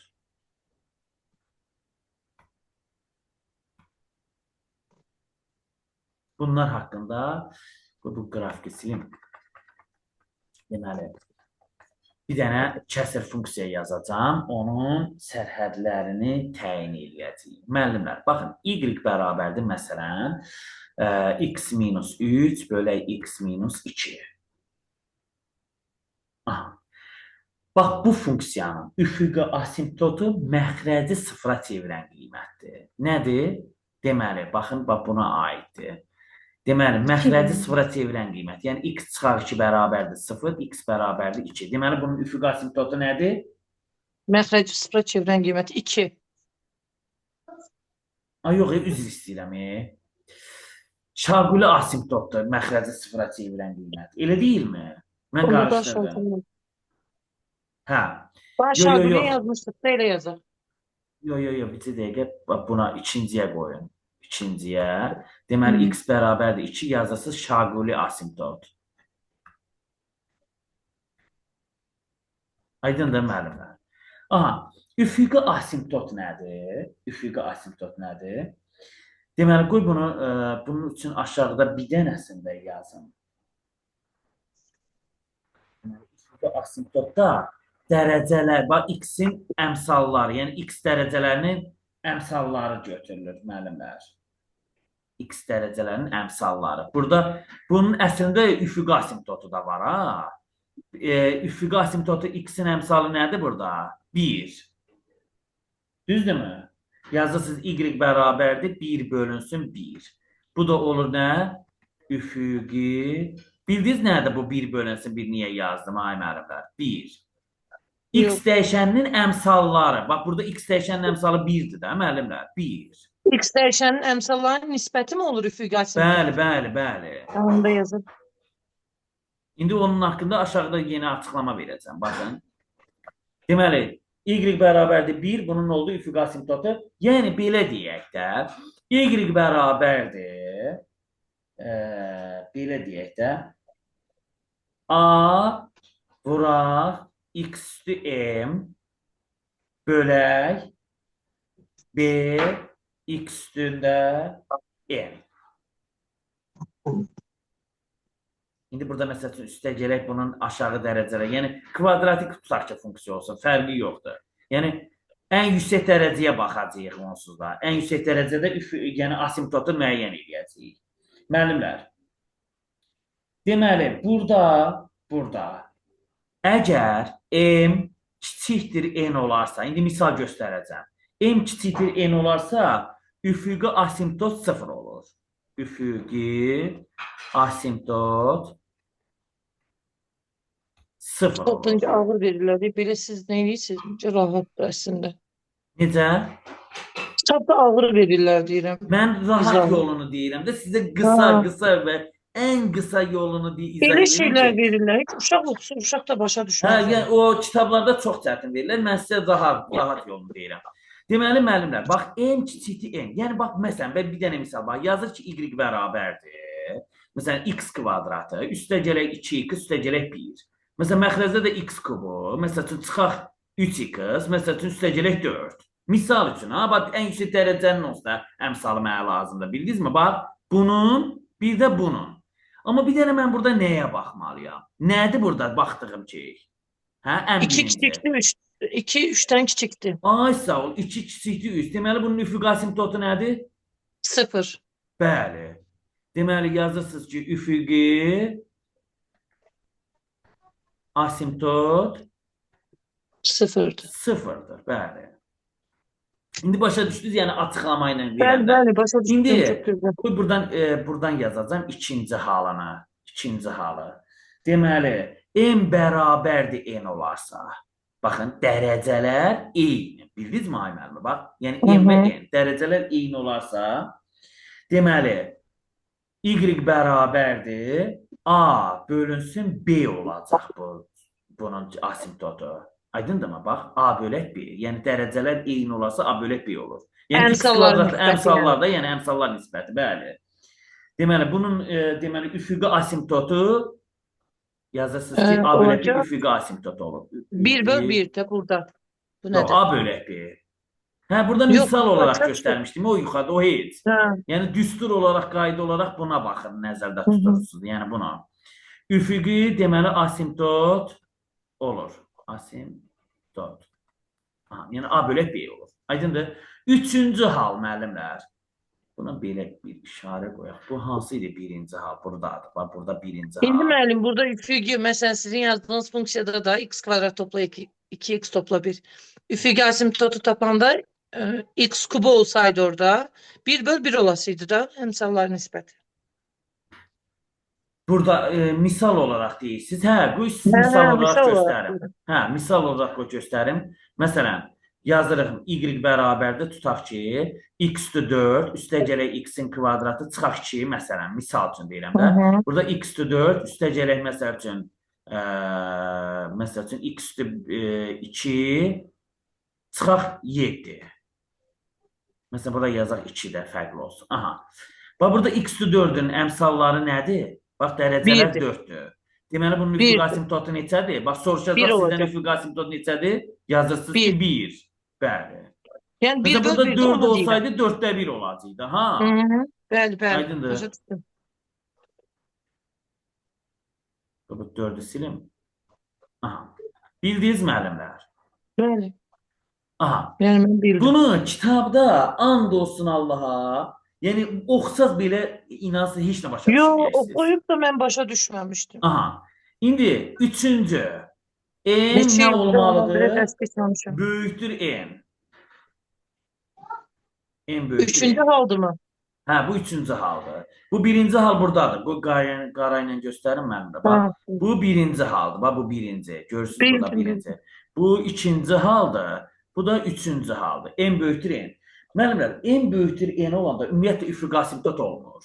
Yəni yuxarıdakı sərhəd, yəni yuxarıdakının dərəcəsi aşağıdakından böyük olanda olmur onun asimtotu. Bildinizmi? Çünki o bölünür. Çox hədli kimi bölünür bir-birinə. Bilirsiniz də onun niyə elə olur? Baxın aynamı, bax. Qoy bir dəqiqə sizə deyəcəm, bir dəqiqə. Bax, N böyükdür N halında yazırsınız ki, yazılış üfüqi, yoxdur da asimtotu. üfüqi, yox, üfüqi asimtotu yoxdur. Məndə yəni o yoxdur. Üfüqi asimtotu yoxdur. Hə, o bu sözü də yazın. Üfüqi asimtot yoxdur. Bax, niyə?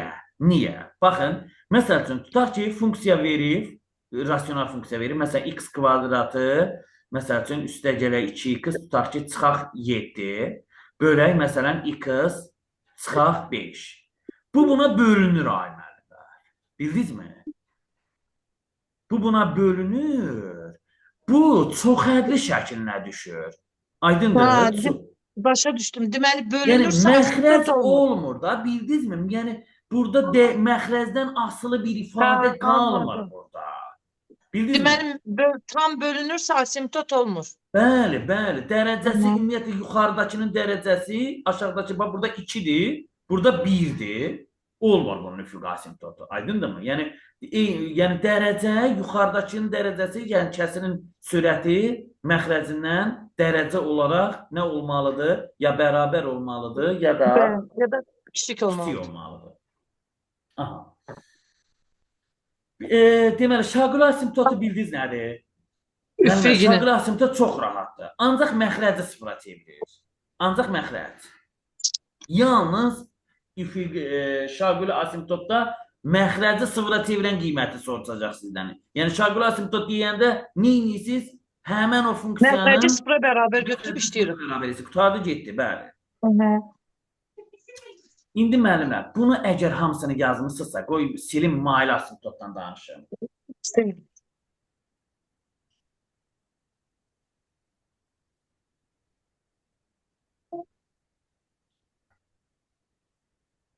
Deməli, hansı hal idi? Mailə asimtot.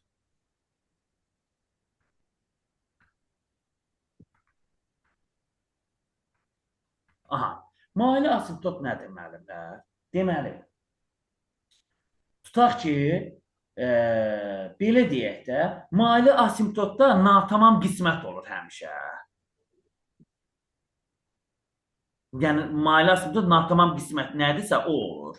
Natamam qismət. Aydındır. İndi baxın. Deməli, y bərabərdir. Məsəl üçün, yazım özümdən bir dənə. 2x kvadratı. Nə yazaq? Üstə gələk x, məsələn, üstə gələk 2. Bölək, x üstə gələk 1. Aha. Bunu buna çubuqlu bölməklə bölməliyik. Mütləq. Necə? Nəyə çizməli? Heç nə bölürəm. Hə. Bölək, 2x-ə vururuq. 2x-in kvadratı. Nə eləyir? Topla 2x eləyir. Çıxanda mənfi x bölüs 2 eləyir. O da oldu 1. 2x bölüs 1. Yox, minus 1. Minus 1. Yoxum, bizə dəqiqə, mənfi 1-i burada vuraq. Mənfi 2 çıxaq 1. Bizə burada qalıqda yazacaq qoy. Bizə dəqiqə. Natamam qismət varsa 3. Hə. 2x minus 1. Bu bunun mailə asimtotu olur. 2x minus 1. 2x minus 1. Bəli, qutardı getdi. Bu Necə qədər. rahat yumuşaq. Bu qədər. Yəni mailə asimtot bu qədər. Bildiniz də şaquli asimptotda nə edirik? Məxrəci sıfıra Məxrəc çevirəndə sıfıra çevirən qiymətlər. üfüqi asimptotlarda dərəcələrə baxırıq, dərəcələrə. Yəni ən yüksək dərəcəli, yəni sürətdə də, məxrəcdə də ən yüksək dərəcəli dəyişənin əmsallarına görədir qayda. Aydındırmı? M-dən kiçikdirsə üfüqi asimptot sıfırdır. M-ə bərabərsə əmsalların nisbəti olur. M böyükdə n olanda da asimptotu olmuş. Bəli, bəli, bəli. Bu da Çok güzel müəllimlər. başa düşdüm, amma kitabdan oxuyub anlamamışdım. Kitabda, vallahi o kitabda, yəni orada çox şey yazırlar. Xırdalıq yazırlar. İndi güya öz aləmlərində bunları tam şəkildə izah edirlər. Vallahi elə deyil. Elə deyil. O xırdalıq deyil ki, o çox qəliz bir şeylər eləyirlər. Şagirdin, Allah haqqı, bax mən onu belə bir şeyə qəbul edirəm ki, şagirdin beyninlə oynamaqda. Ancaq elə bir sinirinlə oynayırlar da, bildinizmi? Yəni açsaz 11, məncə 11-ci sinifdə var o, hə? Yox, 10-cu sinifdədir, yoxsa 11-də də, 10-da. 11-də də var, müəllimlər, limit bölməsi, orada da var. Var, görmüşəm kitabda. Asimptot var. Fikir verirsiniz, bir dənə funksiyalar bölməsi bir dərs oldu. Fikir verdiniz, bir dərs. Bir dənə tam dərs oldu. Deməli, gələn dərs, onda belə deyim də, silsilələrə baxarıq birinci. Yəqin ki, silsilələrdən azdır sualınız.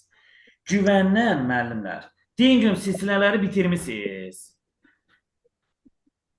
Yox, amma A yazmışım. variantı bitir. A'sı bitib, B'dən danışdım. Onda belə eləyin də, 5-ci günə qədər siz silsilənin B'sini işləyin, bir də funksiyanın A'sını. Olar? Olar. Burada Çok ancaq güzel. sizin izah elədiyiniz Funksiyanın Aha, B'si çok- çətindir. Yəni onu mən sonra verəcəm. Yəni daha doğrusu sonra deyəndə ki, yəni qoy yekunlaşdıraq o ikisini, silsilələri. Necə dediniz, Nərgiz müəllim, siz necə dediniz? deyirəm bunu əhatə edir də, sizin izahlarınızı əhatə edir də, burada Bəli. güvəndəki. Kənar bir şey yoxdur. Yox, asimptotdan burada yoxdur. Nəsə bu günün var. Köhnə güvəndə yox idi asimptotdan söhbət. Burada da görmədim, baxıram ona, var mı deyə.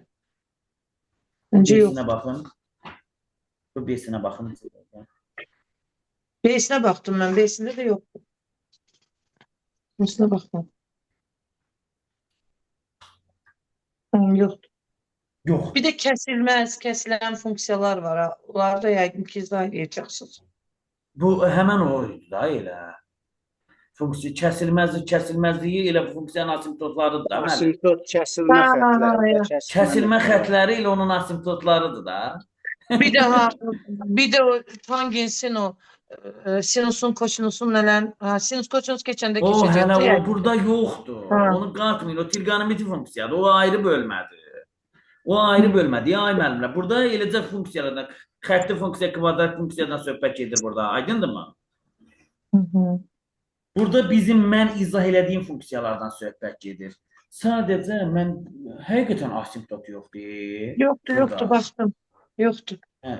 Amma 10-cu sinifin dərsliyində var. Amma dərsində var. Bunu niyə güvən götürmür, salmır onu bilmirəm də.